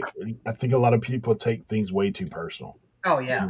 Yeah. Like if you have a different of opinion and you can't, receive anybody else's opinion, or I'll be allowed to state your own opinion. Like I like it's like Cernoch will say like I have nothing against Spanish people. I have some friends and some customers that are like they're the coolest people, and I have nothing against them. I my and my thing is I just I look at like things that I liked, and Cernoch is 100% right. It's all about money. It's all about marketing, and they go to these countries, and that one NFL game that they did in England probably brought them more money than 4 NFL games here in the United States that day. You know, in clothing revenue, and those guys don't even know those teams. Like they don't even know who's playing. They just know that it's just like the Super Bowl. Okay, the Super Bowl. There's people buying tickets right now for the Super Bowl. They have no idea who's going to be there next year. They are Super Bowl goers. And like another thing Cernoch is saying, I promise you, in the next 10 years, there's going to be a Super Bowl in another country. yeah. I don't see it going that far. I do. But I do see it. I do see it. More more games, more.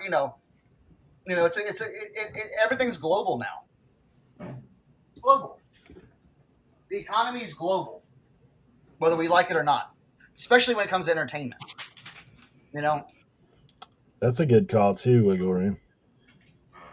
Prefer my friends to have opinions, even if they're different than my own. Absolutely. Well, what is it? If you won't stand for anything, you'll fall for anything. I like that, Eric. I like that one. Oh yeah, my comment. Ooh.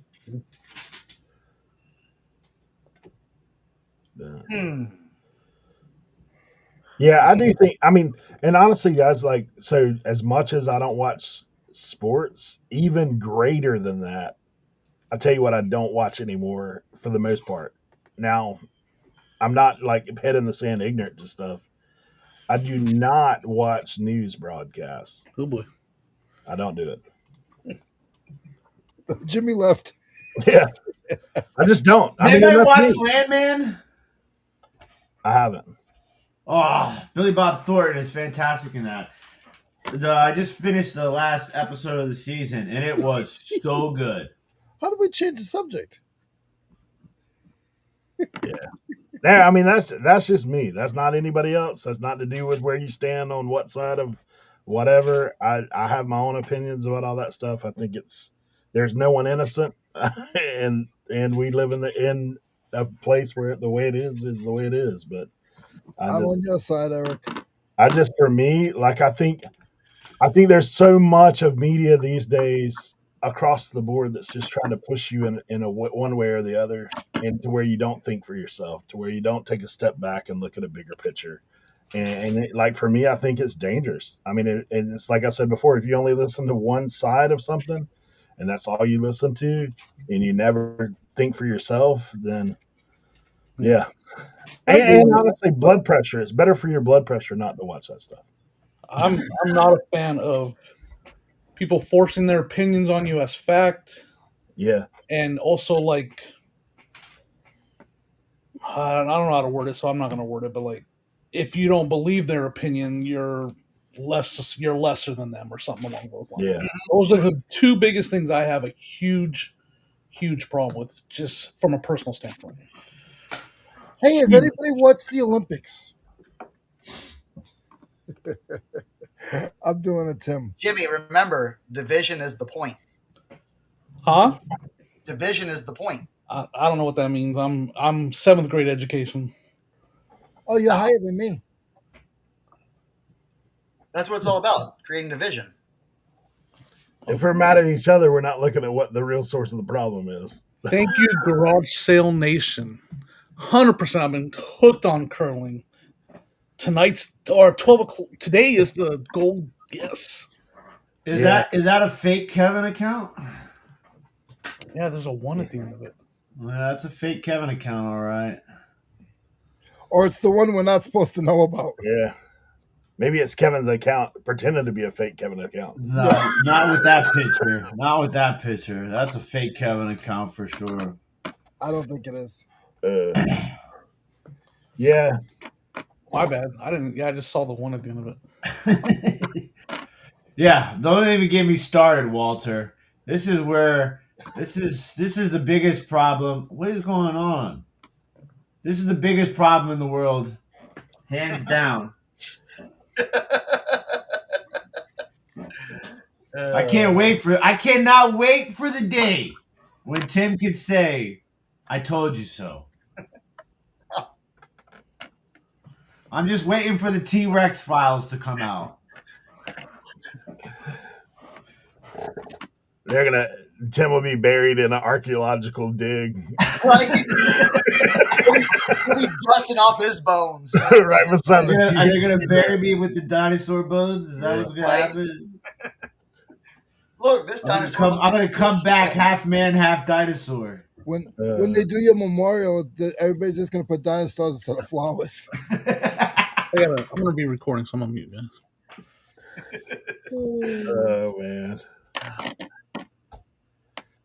Yeah.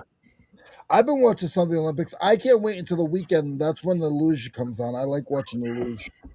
My wife always watches the figure skating. I watched it last night. Yeah. Hey, I actually knew a guy that did the luge. Really? Yeah. From the Outer Banks.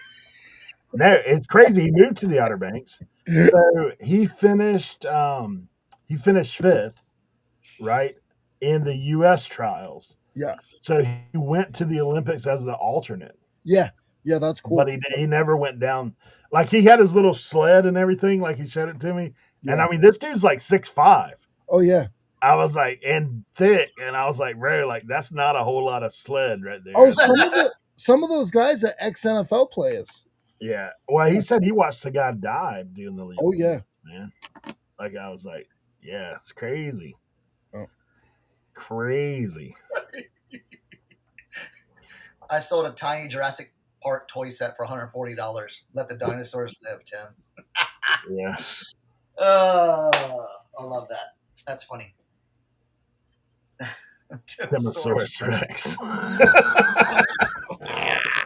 Oh, we get it. Oh, that's great. That is great. Walter, that's great. Hey, we still have that thing somewhere. Somewhere. Oh, that's funny. It was on StreamYard. I think I lost the picture. There's a picture of a Timosaurus Rex? Yeah, you don't remember all that? I don't know. Oh, yeah. We had to do the sounds and everything. Hey, yeah, because remember when we surprised I didn't know it had a name, though. Yeah, we surprised him when he went on Kat's show that time. I'd sent her the little clip, and she was like, that was a super chat. The Timosaurus Rex. Yeah, I remember that now. Yeah. Yep. Yeah. I'll be on there tonight.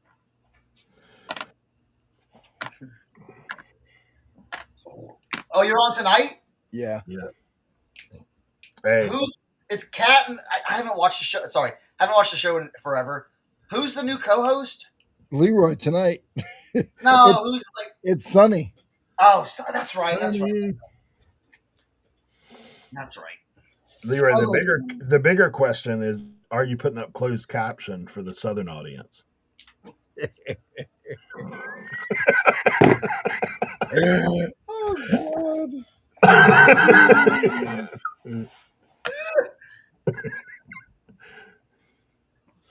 The good thing is on that show, when I go on there, I don't have to say much because I don't know much.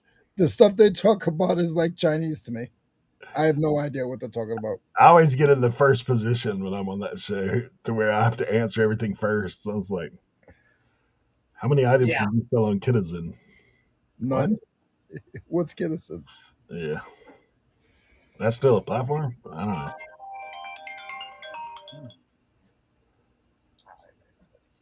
Snowboard jumping yesterday, 18 stories high, 30 mile per hour downhill. That's crazy. Snow ramp, yeah, 80 to 100 foot in distance. Yo. Oh, I was watching them down doing the single man slalom or whatever it was, and it wasn't a slalom, but those guys were going like 90 miles an hour, and then they would jump, and when they jumped, I felt like they were going like 90 feet.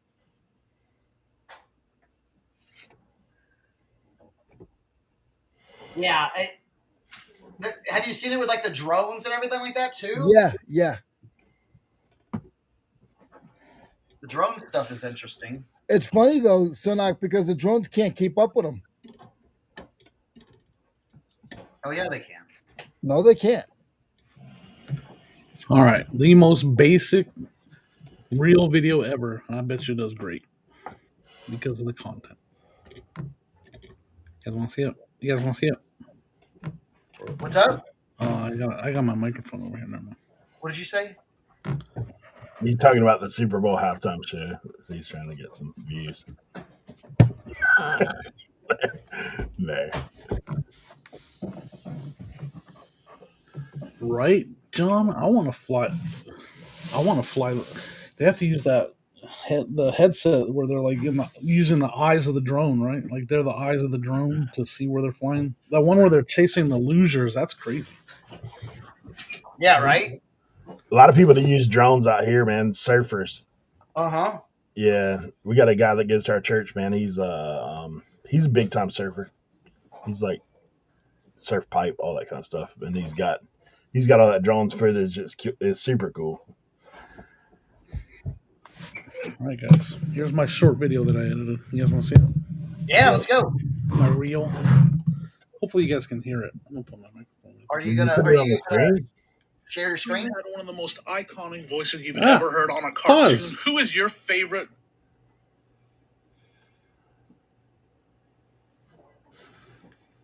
Here it is. Let's make it big. Starscream had one of the most iconic voices you've ever heard on a cartoon. Who is your favorite Decepticon jet? Show me your collection in the comments and tell me your favorite. I'm going with the easy answer. Starscream, definitely my favorite. The most generic 5-second or 5-minute edit video ever, whatever. Hey. I put the year on the vehicle in there because a lot of people question what generation or ask what generation it is, so I want them to be able to see for themselves. That's why I put a close up of the year on there. I don't really care, but so they I guess I should not do that. So they asked the question, huh? Do you guys see what happened there? What's up? Jimmy is a rookie and he had captions. I could read everything he said. 100% you gotta do those captions. Yeah. Jimmy, are you using CapCut for that? Yeah, CapCut. Okay, yeah. Gotcha. I mean, you guys sat here. How long did that take me? I went in the office, recorded that just now, and I came over and edited it. Like, I'm going to post that on Facebook right now. It doesn't have to be perfect. I don't care. They still do. No, that's the thing. There's dust all over the shelf. I ain't scared. But see, that's okay. So go back to last week. You heard what I was saying, Jimmy, right? Yeah. Okay, you didn't come on. I wanted to talk to you about this, but you didn't come on. It's okay. But this is what I was talking about. That's authenticity. Those short, you know what I'm saying? Yes, you're looking for engagement, but that's the kind of authenticity that goes with your entire platform. You know what I'm saying? It works. Yeah. I mean, I'm not going to sit here and act like I haven't purposely not known the name of some action figure, not known what line this was on purpose to get some interaction. I've done that. I'm not going to lie. Hey, Starscream actually has 2 different voice actors. Oh, that's a whole nother rabbit hole. Jim, someone asked this earlier. Did you the Masters of the Universe movie? You've seen the previews? Yeah, I did. I'm gonna be going to a lot of movies around because that's a couple weeks before that is the Grogu and Mandalorian movie coming out too. I'm excited for that whole little window of. But Yeah, with this toy thing, I'm doing. You're right. With this Facebook toy one that I'm doing, yeah. definitely just sticking to more like just interaction and being a collector. Back, the Facebook I had before, I did more of that. Like I did that one. Like I called them. Not even did I not call them Abbott and Costello. I called them Albert and Costello on purpose. And then it was actually Laurel and Hardy. Like I did that. I was all planned out to get, and the comments were insane. Like I'm sure. We're so crazy on that video, and I did that one on purpose for sure. Yeah. That's fun. How do you not know? Well, people love to make a comment, but they love to do that. Yeah. The rage bait king. I'm serious. That one, that John said he's the rage bait king. It was such a basic thing, but I mean, let's be honest. The audience I was targeting is definitely gonna comment, right? Like they were like, "Oh, this guy, this youngster, he doesn't know." Hey, I figured that out when I sold them Ninja Turtles on Whatnot back in the day. People in the chat were going nuts because I just started making up their names. Dude, that was funny, dude, when you were doing that. People were freaking out. I was just like, man. But what ended up happening is then everybody in the chat started making up their own names for. So I was like, but then the people that were like, the hardcores, they're like, that's not who that is. Yeah, and honestly, that's where I'm like, that interaction is great. Like people that video did very well for me because those people were interacting. It did very well because the comments were just flooded with that stuff. That's funny. John says social media commenters' favorite word is actually.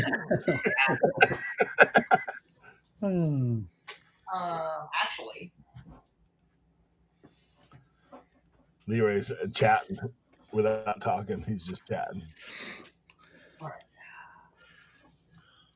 I've got some other posters that I'm gonna sell because I got these from a person that worked at this place that did posters for bands. But I kind of didn't know it. Like I kind of knew it, but then they stopped working there, and then they had this whole thing. They're like, "You want these?" I'm like, "Yeah."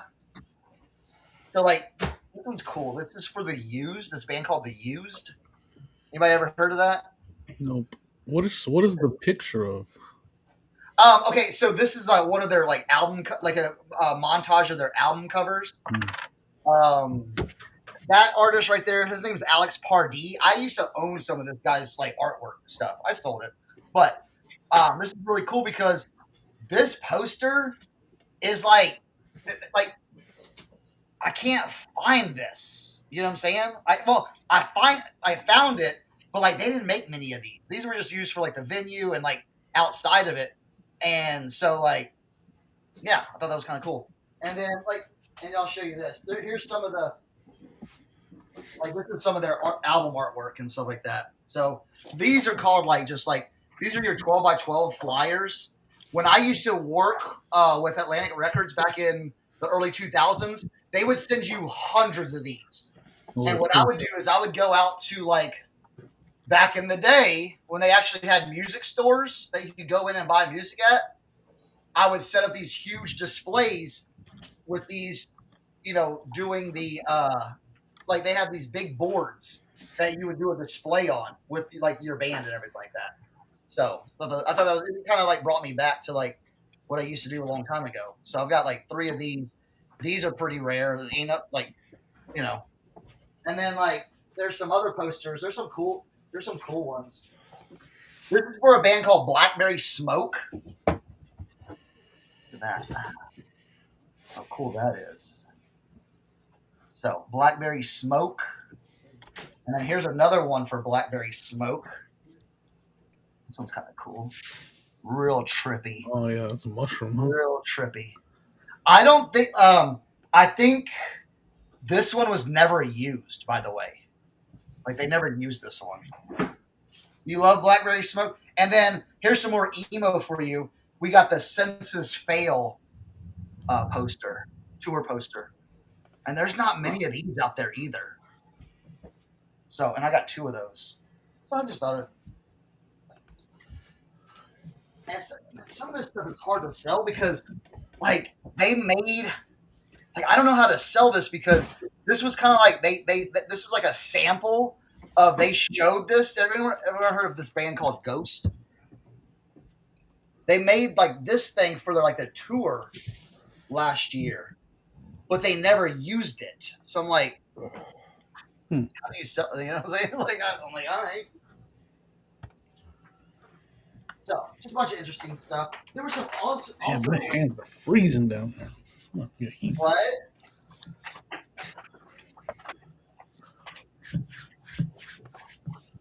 Yeah, they did a lot of promotional stuff for like, like they did stuff like this for like the Monet exhibit, and everything.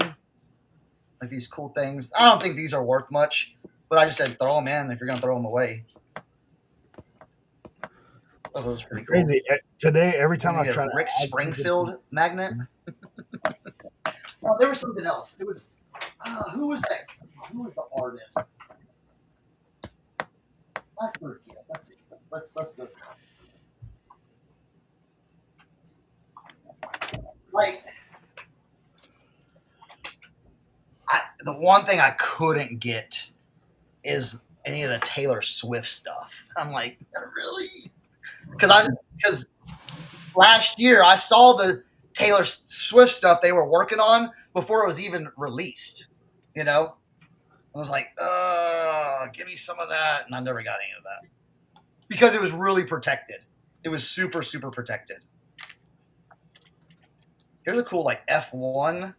So what they would do is they, like, for your, they would make, like, VIP packages for, like, like, if you had, like, a VIP ticket, you would get a bag of swag. So, like, for, like, the F1, you'd get this cool, like, refrigerator magnet.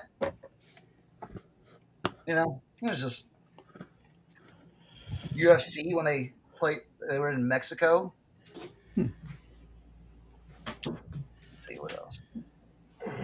Yeah, I was thinking that, there was, where was the, hold on, we'll find it. It was, or did I move them? Oh, here we go. This was kind of cool. I'm going to keep this Banksy, like, lenticular refrigerator magnet. But these ones right here, and here's the thing. I know these are official, but it's hard to say, like I know these are official, but I don't know how to tell people these are official. I mean, I could, but this is like the Midwest Princess Tour Chapel Roan VIP laminates. And these are actual, like, real. You know what I'm saying? But I've seen these on Etsy where they make them. And it's like, those are fake and mine are real because, I don't know. So, I'm just spitballing here. Oh, this is kind of cool. I don't know what this is, but there were some trippy things. Like these postcards. So, lenticular. Yeah, like do like a post office or postcard lot type thing. This is all like trippy stuff.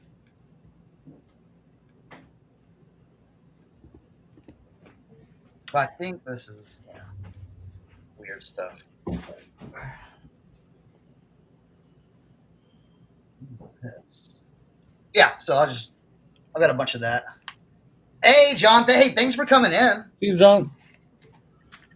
But what about Rainbow Kitten Surprise? That's a band, right? Because here we go. See this? They made stuff like this too, like VIP tickets. You know what I'm saying? Like this is like a thick ticket. And they also did. I've got some stuff like a long time, like a while ago. Like they did wrestling stuff like this. So kind of cool. Thought I'd show y'all. Show it off a little bit. Yeah, that's what we'll probably do. Put up a few lots.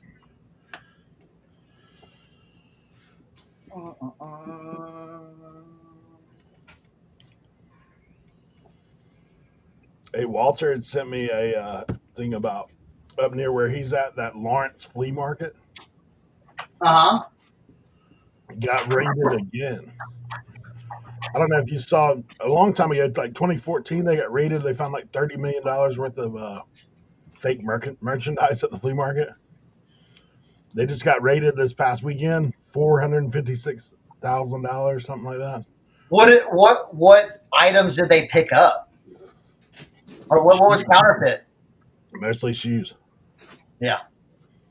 Yeah, Nike 1,807 items. Adidas 821 items.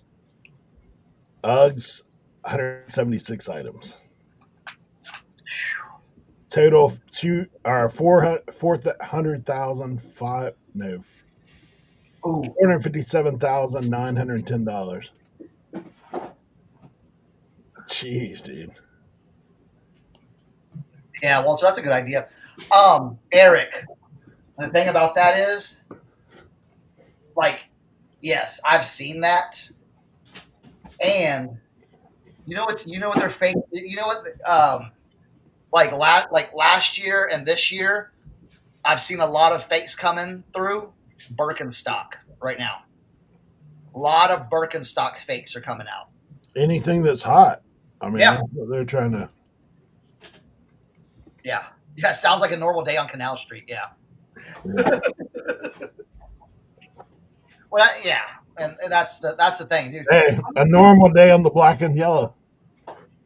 I remember going to the Route 11 yard crawl. That's the one that near me, and guy was selling shoes. Okay, had all these Nike boxes. I'm like, let's go see. Open it up. First things I see, Nike Off-White Jordans. Okay, if you know what that is, you know what you know. I said, how much are these? $35. Closed the box, walked away from all of it. Yeah. Because like $35, really? No. That you know, and I could instantly tell that they were fugazi, but you know. But I remember someone going like, "Oh yeah, I bought a bunch of those." I'm like, cool. Cool. Yeah. If you know what you bought, cool. All right, guys, I gotta get running. Sonia's on jury duty, and she's about done. So jury duty. Yeah, she's on the one where they decide if it's gonna go to trial or not. Gotcha. Like I think it's called a grand jury, where they decide. You know, I mean, she's not actually doing the case. She just decides if it actually goes. Yeah, to trial. yeah. So, yeah. The indictment and everything like that. Yeah. All right, y'all. See you, Jimmy. Jimmy, it's always you guys later. Yeah, grand jury. Yep, upstate. Yeah. See you guys. See you, Leroy. See you, buddy. See you, Tim. See you, bud. Have a good one, Jimmy. Oh, Eric's still here. I didn't see Eric. Yeah, Eric's just lurking. Yeah, Eric. See you, Chris. Better, Jimmy. Just lurking in the back. All right. So, yeah, we'll get those listed. Cool.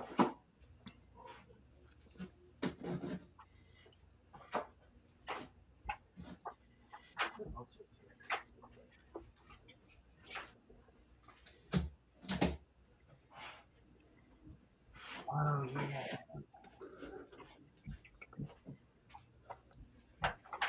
Very cool. Very, very cool. All right. Let's move that out of the way. All right. Get back.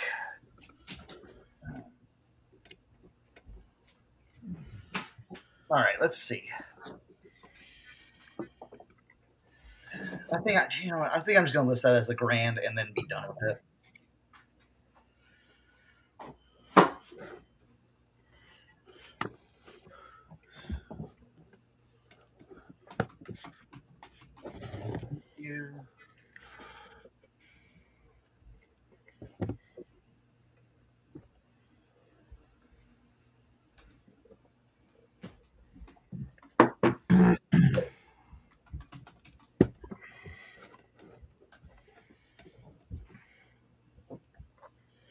Okay.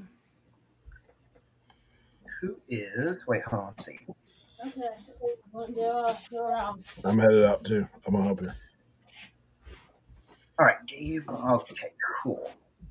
Let's go look at that. All right, bam, bam.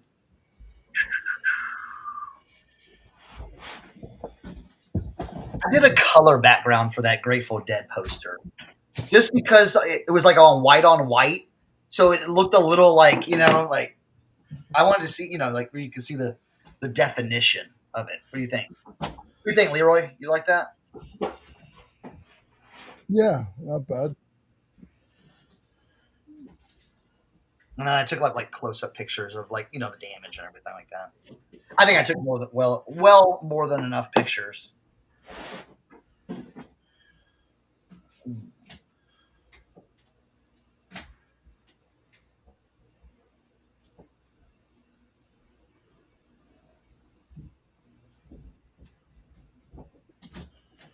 Let's see something.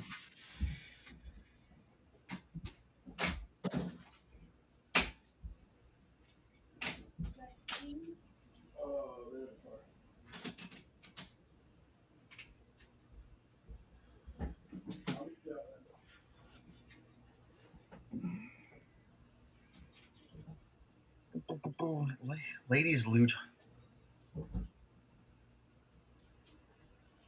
Right, Walter? God dang, Walter. So descriptive. Love it. Love it. All right, let's get this listed. Let's work on this. Work on it. Work on it. I hope we didn't scare you guys earlier. About what? I'm saying everybody. We didn't scare them. About what?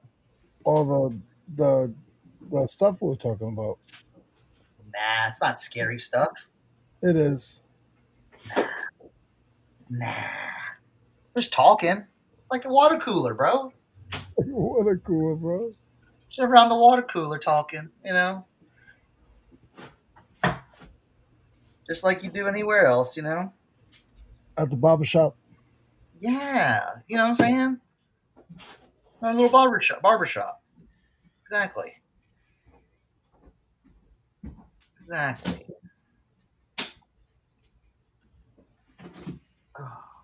I'll be right back.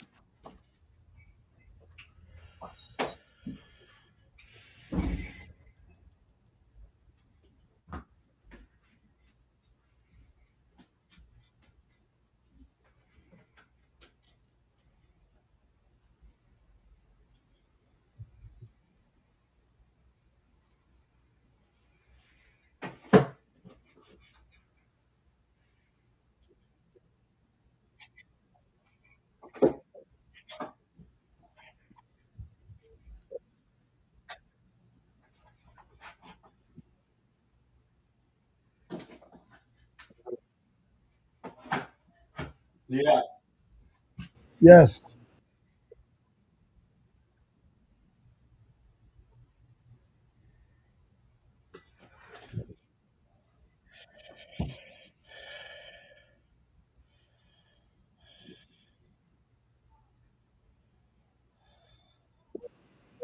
I can't put them in.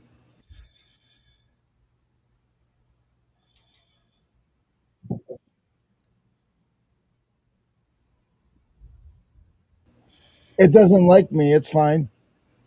I don't have captions. They don't know what I'm trying to say.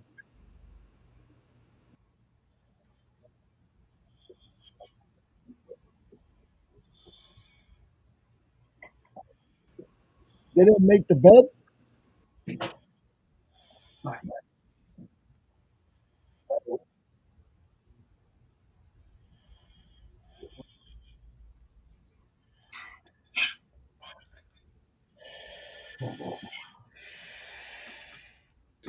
All right. Oh, there we go. I'm in the tiny house. We got to clean. Oh, this is the Airbnb. Yeah. Later, Swan Picker. Okay. I'd be afraid if Eric was my housekeeper. I'm like, I'm good. My job is. Housekeeping!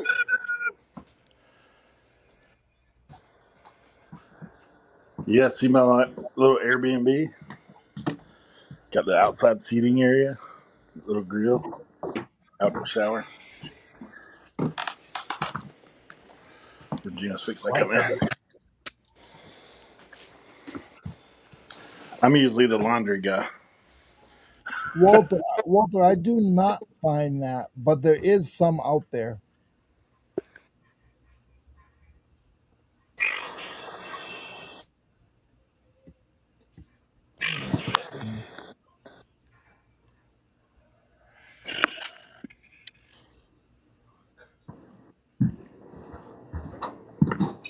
I need one We got you. potato plate.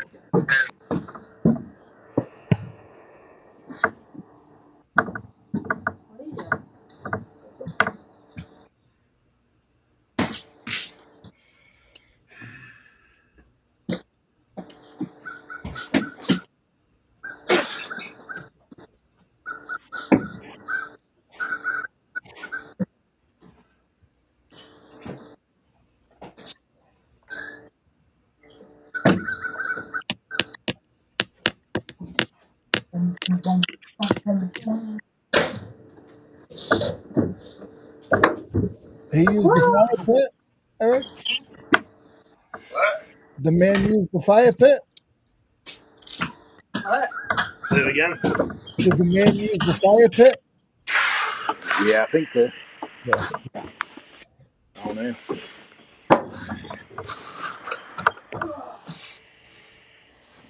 I thought Cha-ching. Just sold a 1988 Sesame Street book on cassette tape. Oh, we used to have, oh man, we used to have those. Those were great. There you go, Eric. Yeah. I gotta finish stripping the bed.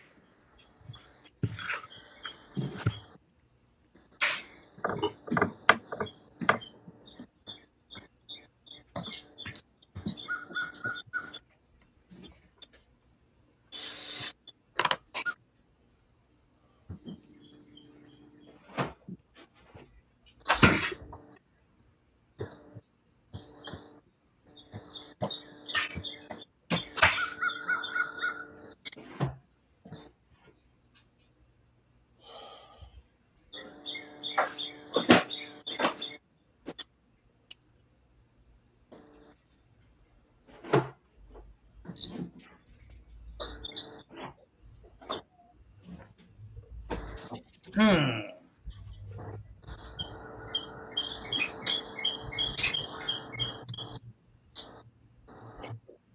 All right, excellent, excellent. That's what I want now.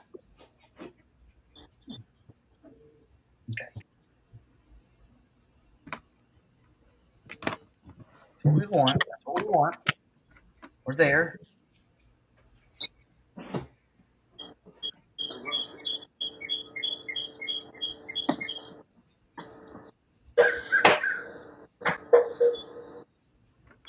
You could tell Eric's not in the city. Yeah, right.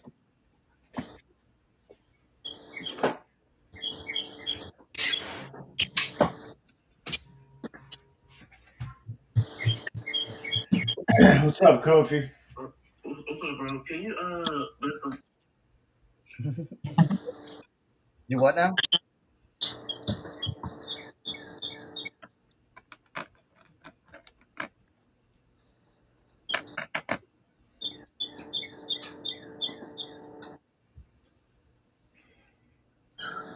Cernoch, you live or you live? Yeah, I'm here. When does your flea market open again? April? Well, probably earlier than that if the weather's good. You know what I'm saying? If the weather's nice, they'll open before that.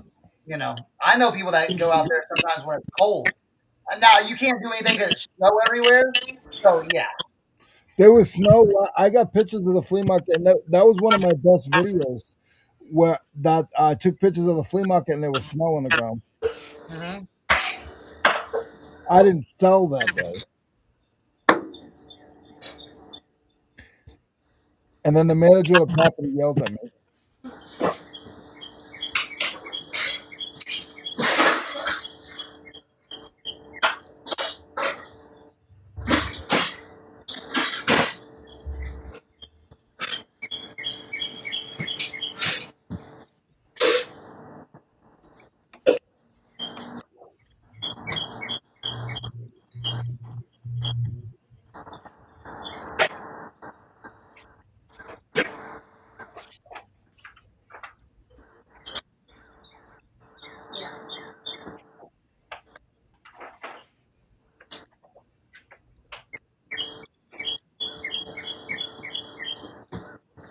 You like we got the nature sounds going. Oh, I love it. AMSR or what it's called.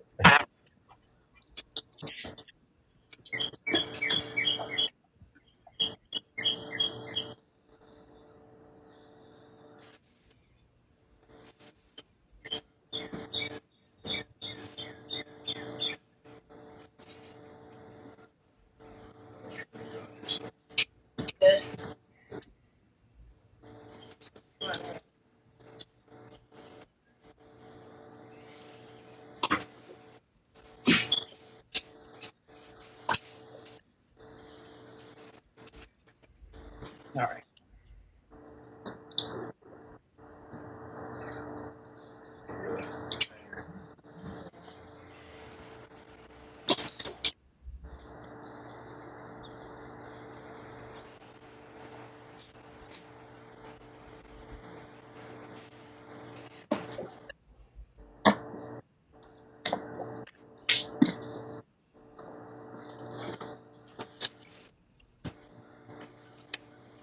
I'm booking your flight.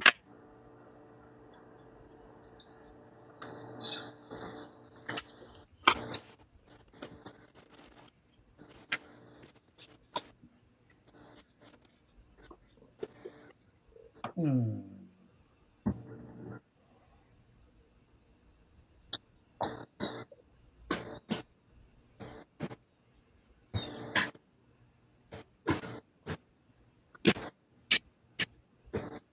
Okay. Oh, that's what I need. Does that look correct?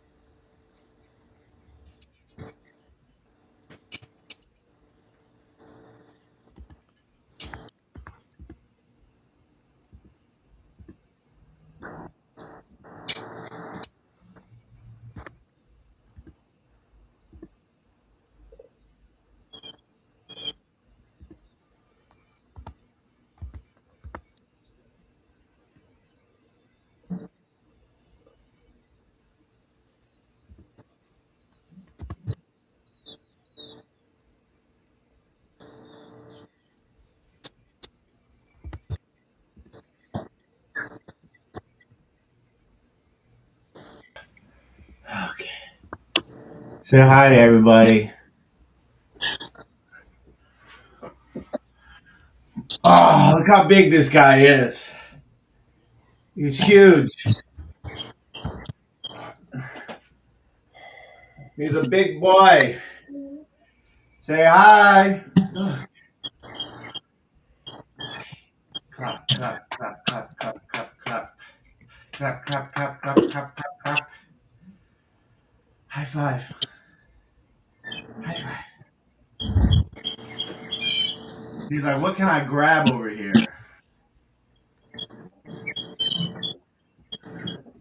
Say hi. He's so big. Up here. Oh, no, that's a pen. Can't have that. That's a computer. Nope. So we got to change a poopy diaper. And then we got to eat some oatmeal. Yeah, he's huge.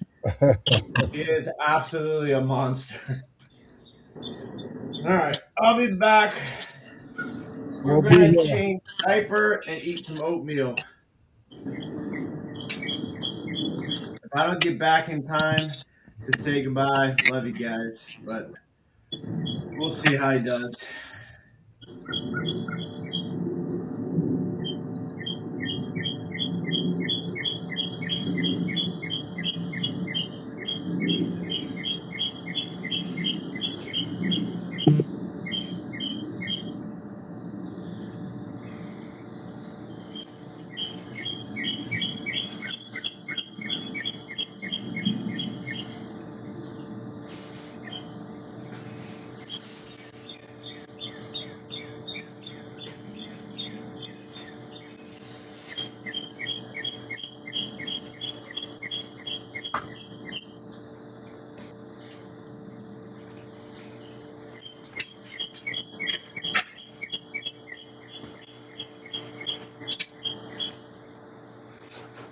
We're working over here.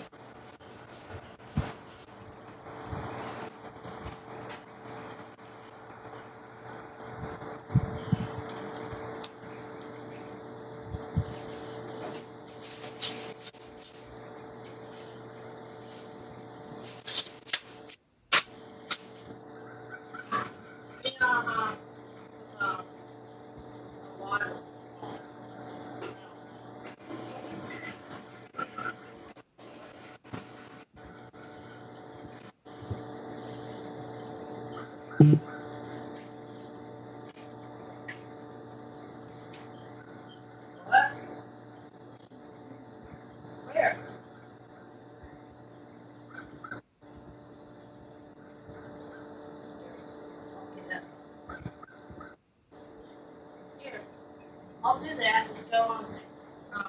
I go on.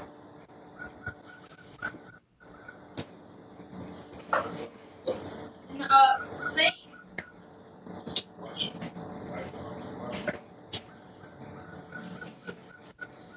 Cernoch, when's your next show?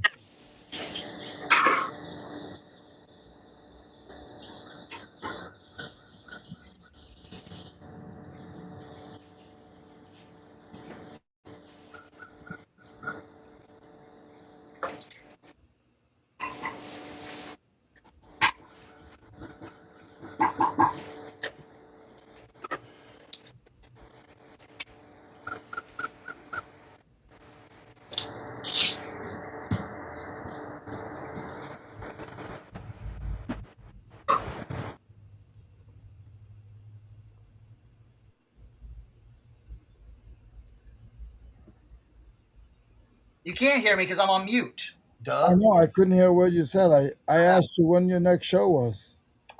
We have a show coming up less than a month. It's going to be in Frederick, Maryland. Okay, so if anybody in in the Frederick, Maryland area would like to come see us, we are doing it's Key City Thrift, and they're doing a under $50 show. So what if it's $51.06? Do you have to round down like Walmart? Yeah. No, they just want you to sell items $50 and under. Yeah. Now, my thing is, I'm bringing my women's collection. You said that. Yeah. Yeah. Got some cute tops, you know what I'm saying? You know, I mean, come on. Ladies. Okay? Come on. Okay? I got stuff for days. You got stuff for days or stuff for ladies? Ladies for days. Yo, look at this crazy piece. Snowsuit. Now, I'm going to put this on eBay, but look at this snowsuit. Isn't that wild? The legs are just black. But look at that crazy top. Isn't that crazy?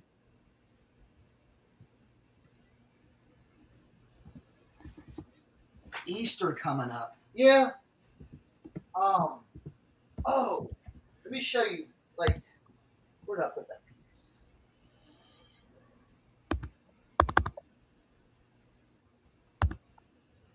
Oh, this right here. I don't know if I showed this the last time. This right here. Now, this is very delicate, and I don't know what we're going to do with this, but this is 1920s right here. I know it just looks black on here, but this is a 1920s piece. It's crazy. That is crazy. So, yeah, we're going to be doing a lot of stuff like that. Oh, man. Look at this piece I found. Really cute piece. Like,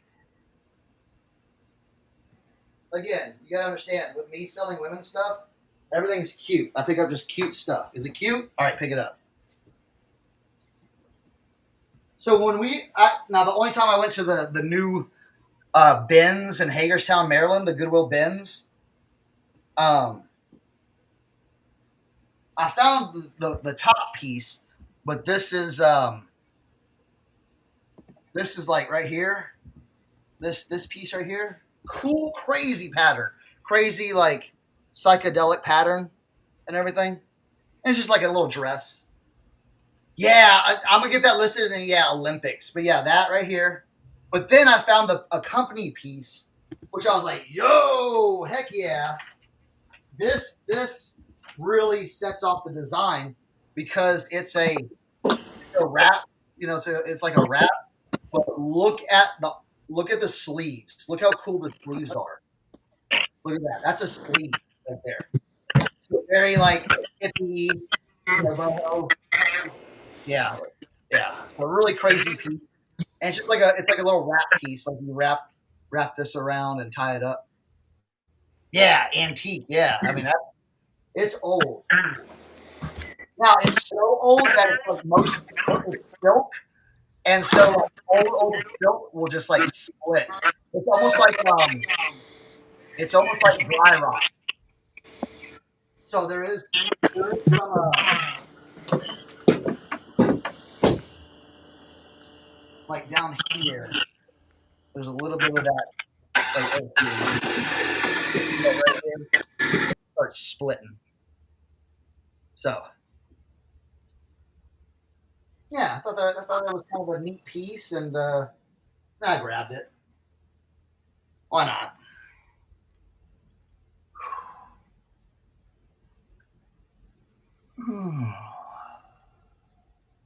Yeah. Let's see what else we got.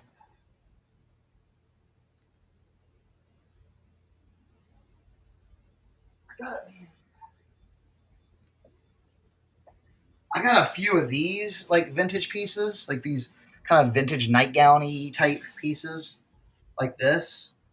And this is all like full, like embroidered and everything. But man, I was one grab too late. Lady found like, because I found like 3 pieces like this. She found like the ultimate piece, which is hard to describe, but I was like, ooh. But hey, what are you gonna do? What are you gonna do about it? Eric, what are we working on? What we got? Oh, you're back. You're back in the control room.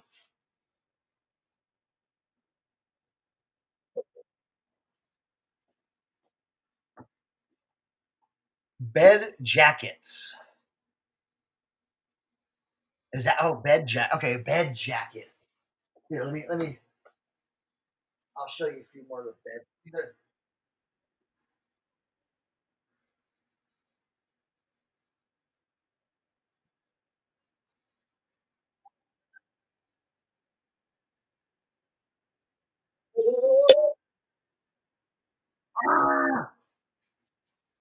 Who did that? That was And me. there was a few more of those bed jackets like this. Got too close to the microphone. And then this purple one was really right here. A lot of embroidery on the back too. Bed jacket.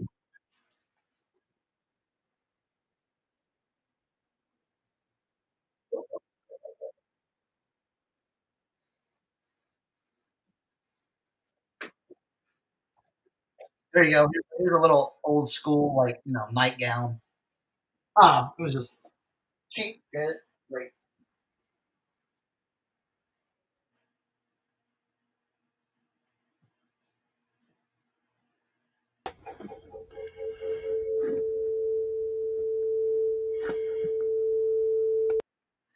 Who needs pants? Leroy, I got your pants, bro. Right here, bro. Right here. You didn't know Richard Simmons was my nephew? Now, they would have to be cut short, though. I'd have to cut them here for him.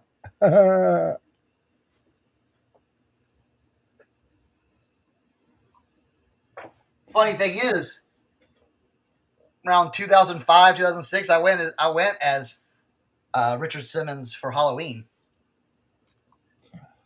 Let's just say froze some parts off my body. Kent, if you're still here, I hope you heard that. What? That for Halloween, you were Richard Simmons. I was. It was a bet.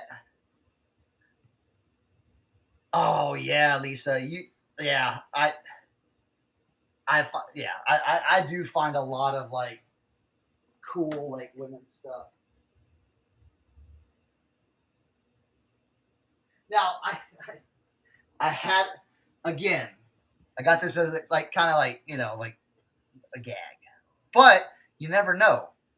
Anybody need a little French maid outfit, including the little bib and the socks to go with it?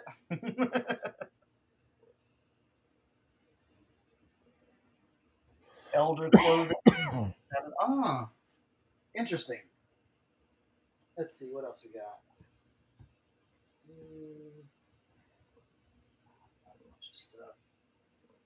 But like, oh man, I gotta clean it up because it's a little. But man, I'll tell you what, I could bring this over to like 2 of my girls that have their shops, and they'd be begging me for this. These big long coats with the fur and everything. The fur right here, man. That stuff will go. And then, oh, you know what? Pick this up. Let me show you this.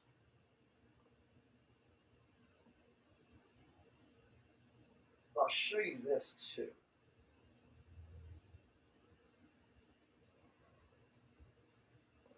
Yeah, I got it all this rack right here. But But I thought this would be a cool kind of addition. Like, there's not a lot of like men. There's not gonna be menswear in my stuff because I'm sharing a booth with someone that's just gonna do all menswear. So, but I thought this was cool. It's like a Pink Floyd shirt. You can already see it through the light. What it's gonna do. But look, that's the back of it. I thought that was kind of cool. So I'm gonna put that up for the ladies. It's got the stretch neck and everything like that. So it's not a vintage one. It's a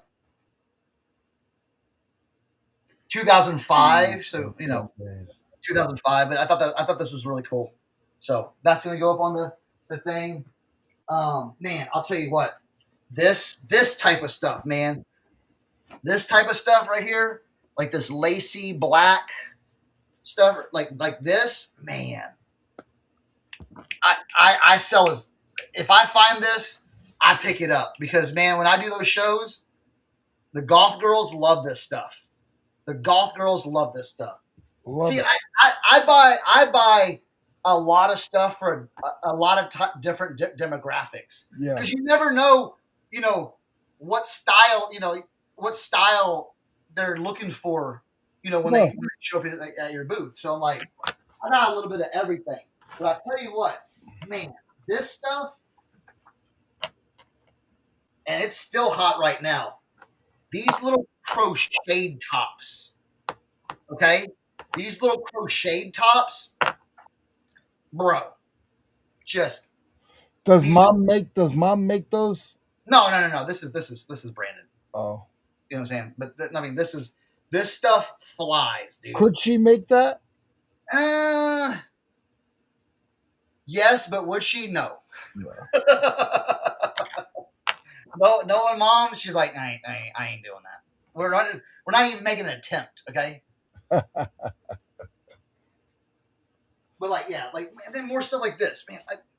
Like again, when I find stuff like this, I'm like, bro, this is $15-$20 at the sale. You know what I'm saying? Oh man, sweater vest with cats. Yeah. And y'all know it. Cats, owls, cute dogs. Dinosaurs. Dinosaurs. But yeah, I mean that's just some of that, and so then you do like you have the goth stuff, and then you have more of like I don't know what the specific. You have the goth stuff, and then you have like the cottagecore stuff, okay? And the cottagecore stuff and the goth stuff is almost the same stuff, but just color, okay? Like this is cottagecore, and this will sell. Stuff like this will sell, okay? Because it's got the light, nice little boom, boom, boom, But yeah, so I pick up this. What else?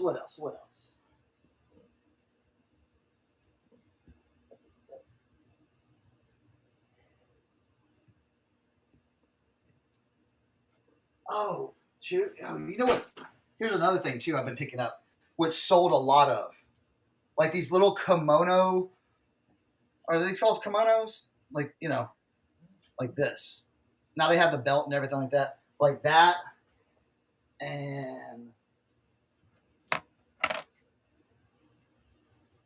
like that. Like the kimonos. Like the silk robes and everything. Stuff like this as well. So yeah, that's what we're getting prepared for.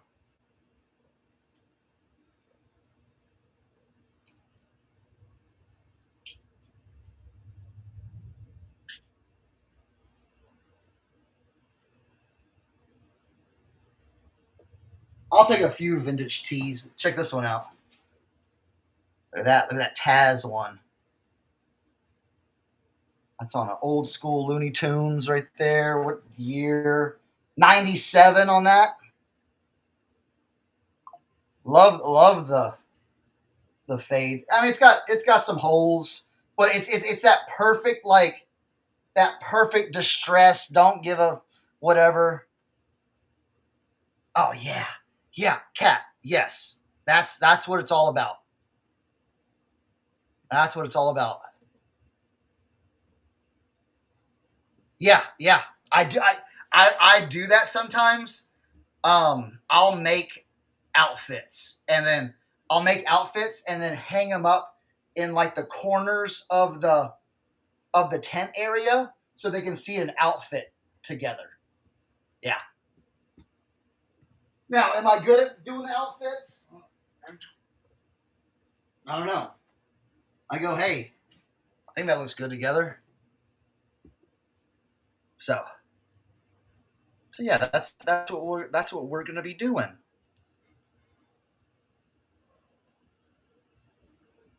That's what we will be doing.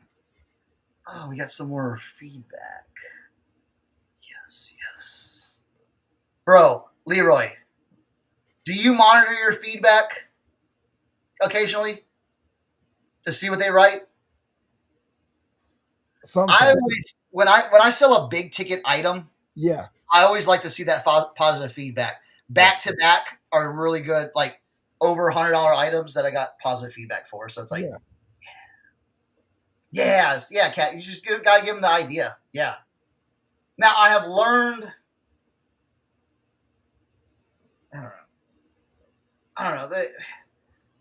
I used to be like not intimidated. What do you mean? But remember, because I had spoken about this a while ago about, like the women's stuff, like not being able to sell it, or like I got over that fear. And now that I've done the Amani ones and a few other ones, it's like I'm gold now.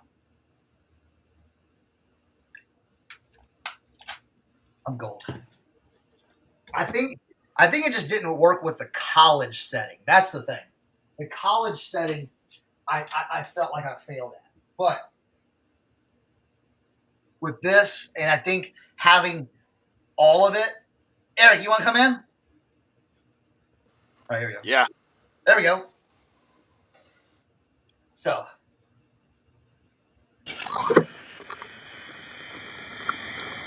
Why do I think? Well, I mean, it's just.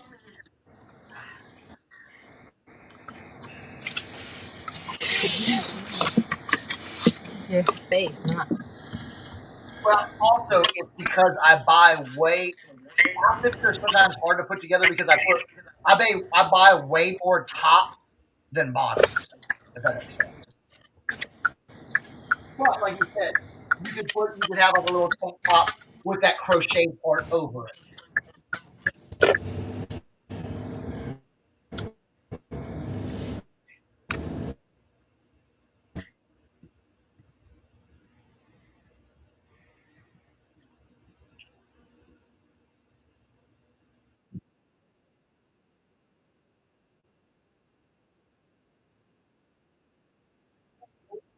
Yeah.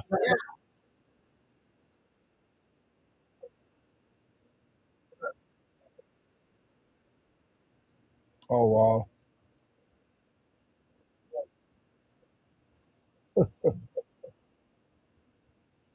Wait, did we add it back up? Here. Yeah.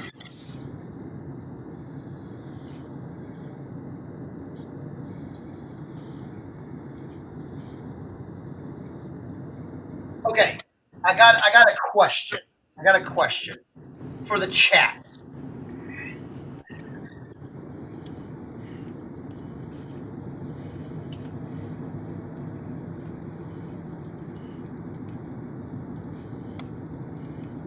Come on, cat. No, Come on. listen, I'm not. Come on, co-host. cat. Listen, I tried that. All right, here we go. We're gonna tell me what you see on this, okay? Because I was arguing when I was at the bins. I'm like, no, that's not that. That's that. So tell me what you see on this.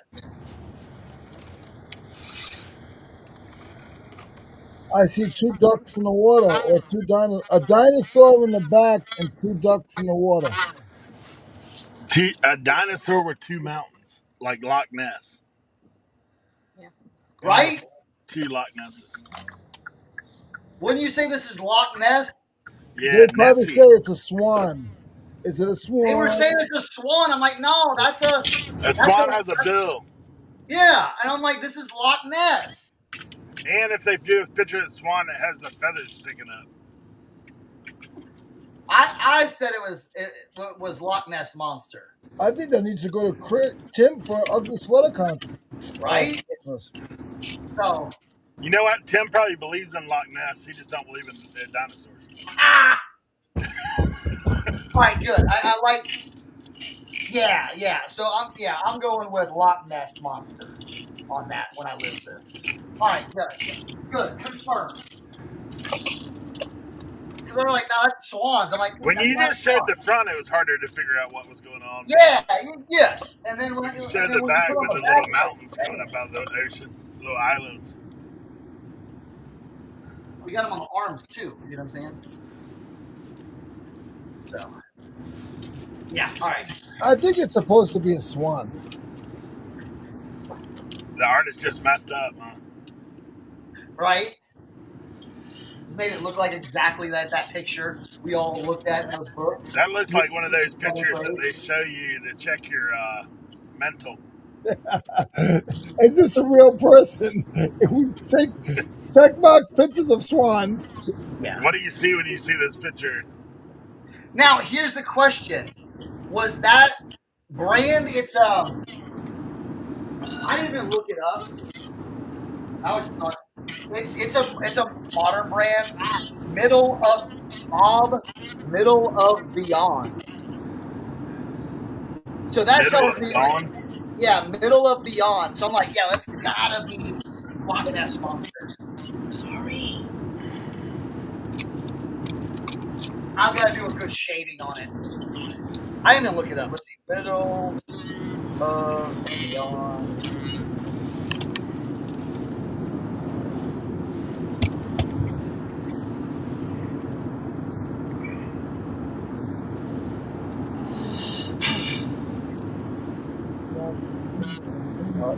Oh, there it is, right here. Loch Ness cardigan.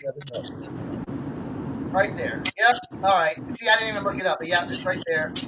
Oh, they do Bigfoot ones and skull ones and all kinds of stuff. The Yeti. Yeah. Cool. Very cool. Shoot. Brand new, that's $85. Hey, without looking it up, does anybody in the chat know what the mascot for Dippin' Dots is? Dippin' Dots mascot? Yeah. Dippin' Dots mascot. I'm trying to think. Is it like an animal or something like that, or no? Yeah. Yeah. Ish. Dippin' Dots, ice cream of the future.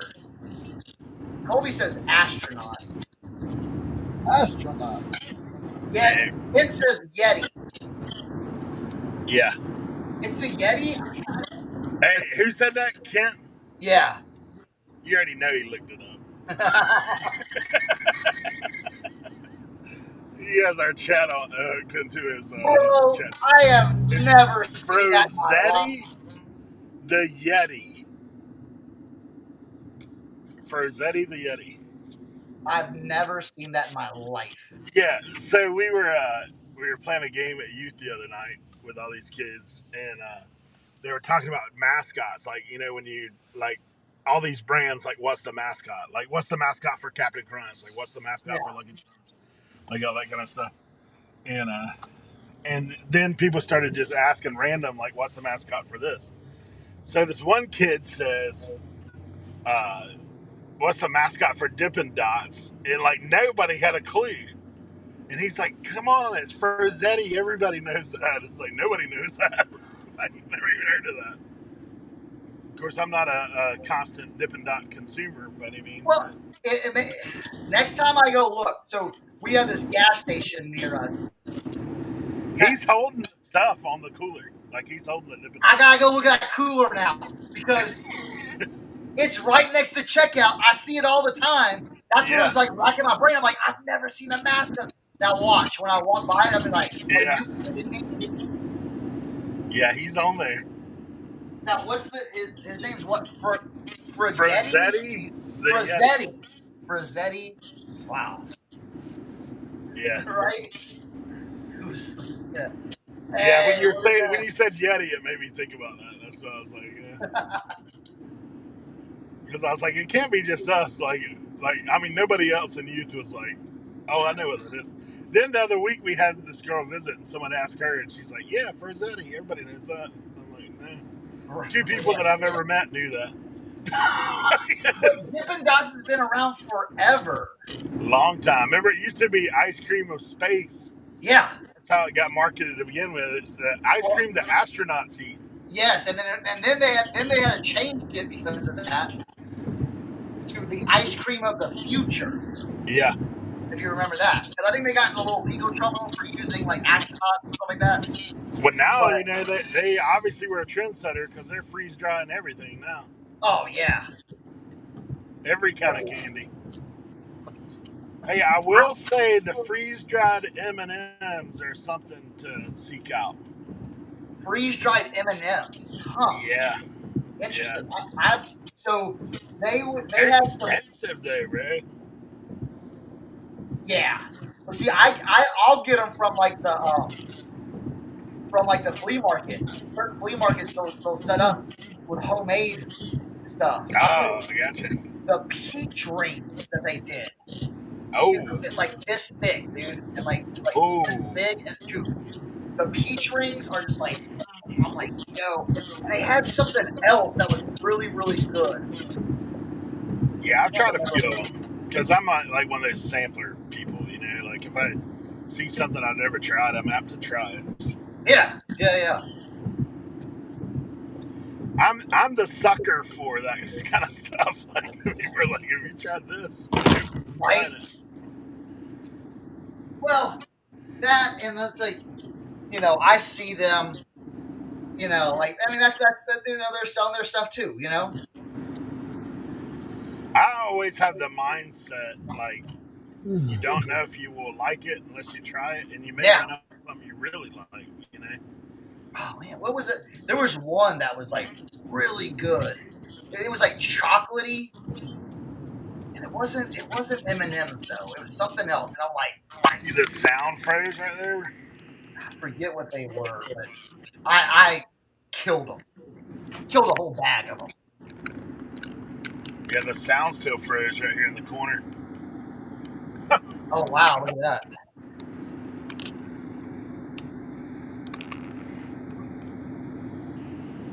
There goes the polar bears right in front of me. Huh. Colby, I'll tell you this. If you can find the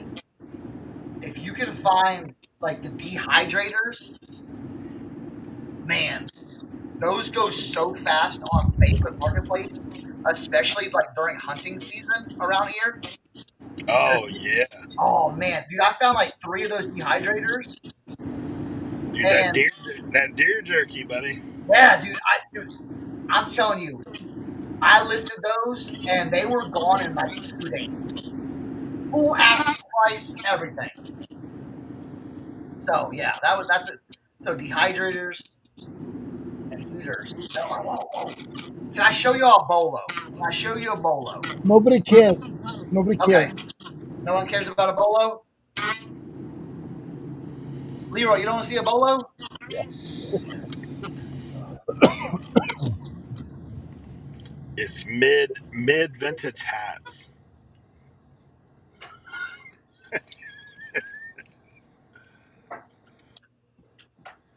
These ionic like breeze things, dude, they sell like crazy. They're like air purifier stuff. Yes, ionic. Yeah, ionic air purifier. So if you see, Sharper Image makes them, like a bunch of different companies. Air purifiers are expensive, man. Yeah. If you can find these, I sold a little bitty one. It was $65, They spent $47 to ship it. Jeez. I'm like, and didn't say a word. Hey, did you happen to look at what the retail on one of those is? I did not. Yeah, it's probably $300 or $400. Really? Well, see that model. So I had a smaller, sharper image model, probably like this tall, like probably like it was probably like only like this tall compared to this one, and a little bit thinner. And that sold for 65 really quick. But these are going for 100 and above. So there you go. And I was just, it was funny. I was at my honey hole and I was just talking about it to someone else. And then I look over there and that one's sitting there. I'm like, oh, hold on. Let me go grab this one. Let me go grab this one. So we're going to get this one. We're going to get, that's what I need. Man, that's what I needed.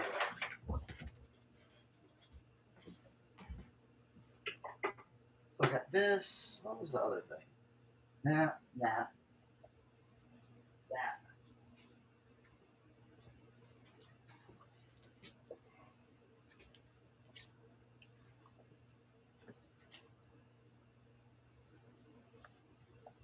I got a cool hat, but no one's here to see it. Cool hat. Bucket hat. I'm not a bucket hat guy, though. Not really a bucket hat guy. But this one's really cool because it is Skyline Camo 1987. Yeah, let me see if I can find. Oh, that's the only part that says it. Yeah, you'll see the 1987 right there.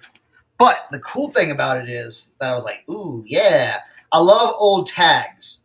So the first one is made in the USA, size large. Then it has some like RN number, that old RN number. But the other tag, I'm like, love to see it. Love to see it. That vintage Gore-Tex. That vintage Gore-Tex label. Take a look at it. Now, remember I was saying hats are dead? I'm going to list ones for $55. See what happens. List it. See what happens. List it. I was showing my vintage Skyline Camo 1987 Gore-Tex bucket hat. Oh, wow. Look at that. Look at that. It's Gore-Tex. Come on. Or Gore-Tex.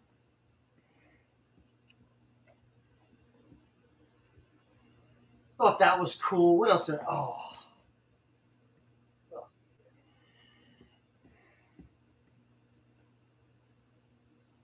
Now Eric's at the store. What is that? What's $2 for $13 or $3? What is that? It says 2 for $13 or $3. Who can see better than me? What is it, Leroy? There's a sign on the window where Eric is, and it says 2 for $3.50. That's mix and match. Hot dog. Roller grill items. Roller grill items. So you can get the hot dog. You can get the little taquitos. You know what I'm saying? Now, can you get the grill too? I mean, it says roller grill items. No items on the roller grill. So not the grill. Because I'll take 2 grills for $3 all day. Go in there and see if that's a thing. Do you think I'll get kicked out? Maybe. Hey, they didn't have no backlog Bandamian. Hey, Eric, can you move over? I need to see what's $3. There's something. You just moved the camera. Now I see $3. Okay, what's that one? All breakfast sandwiches. What? So all of the breakfast sandwiches are all $3 for all of them. Yeah. You know how many they got in there? None. Yeah. Hey, look. Hey, hold on. He's probably got them all. Come on now. Why is my camera not rotating? Uh-oh.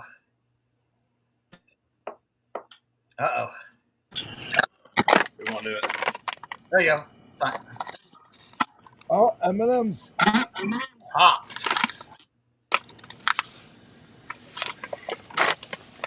They almost have like this cookie dough kind of deal going on. That's what it tastes like a little bit. Huh. These are the caramel version.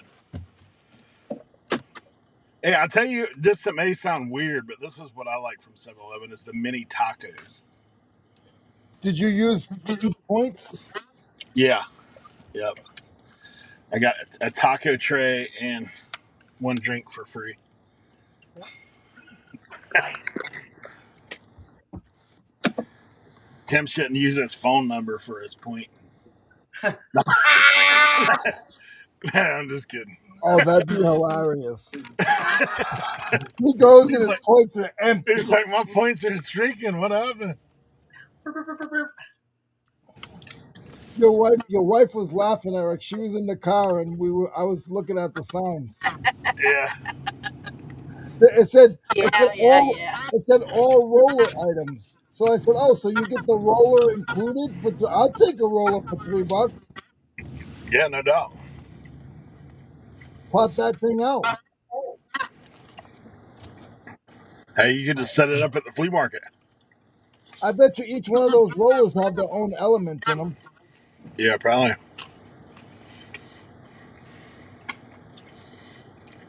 Are you sharing with your wife? You could just set it up at the flea market.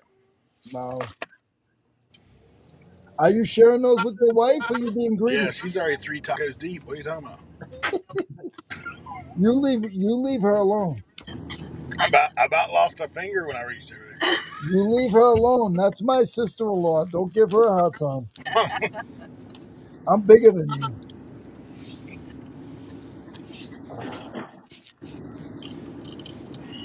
All right. Oh, let's take a picture.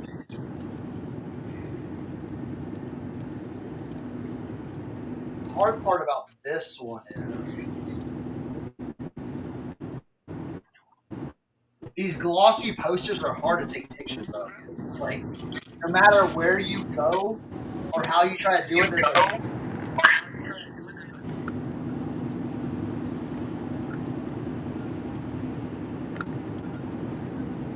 Should have known that guy was from Virginia.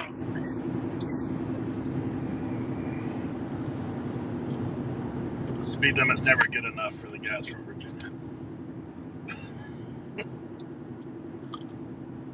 They think they're still up there in the city, got to drive all aggressive.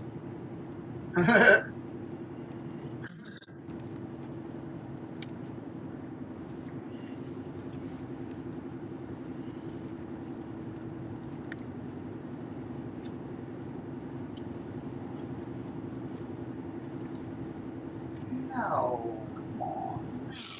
How'd that happen?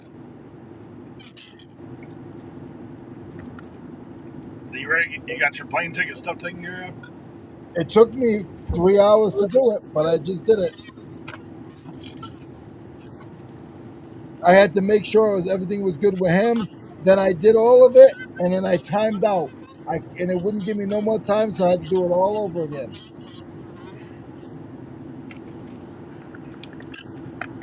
So he'll be here on Wednesday. On Thursday the 19th. That's when he's coming to you? Yep.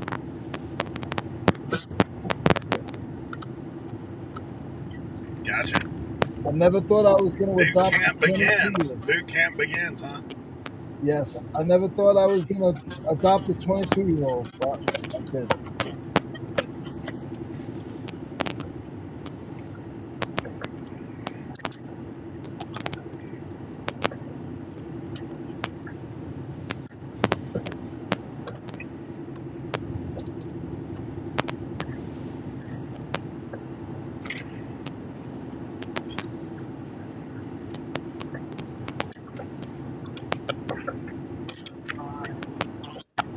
What's up, Joe Deals?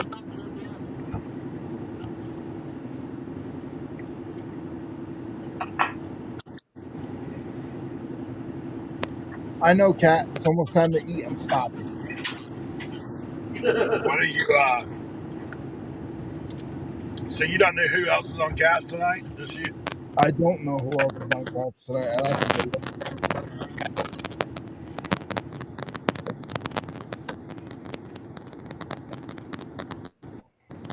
We're going to my nephew's senior night in basketball. Okay. Yeah.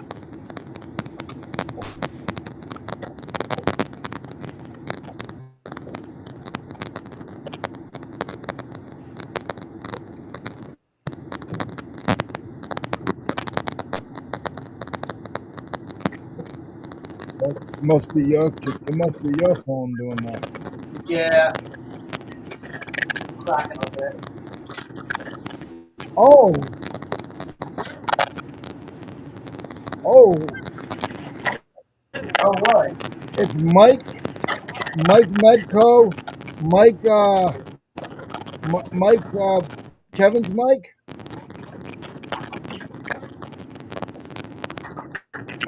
Mike.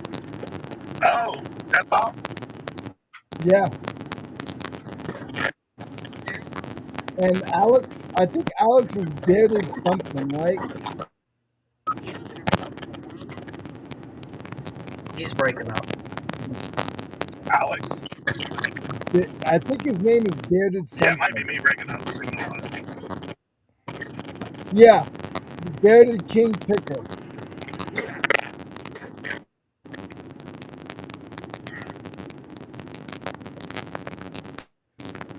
It's Cat Flipper, the Captain Nose Flipper, the Flea Market Stacker, Mike Medco, Death Pile Picker, and Bearded King Picker.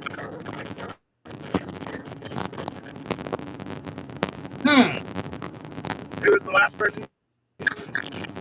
The Bearded King Picker.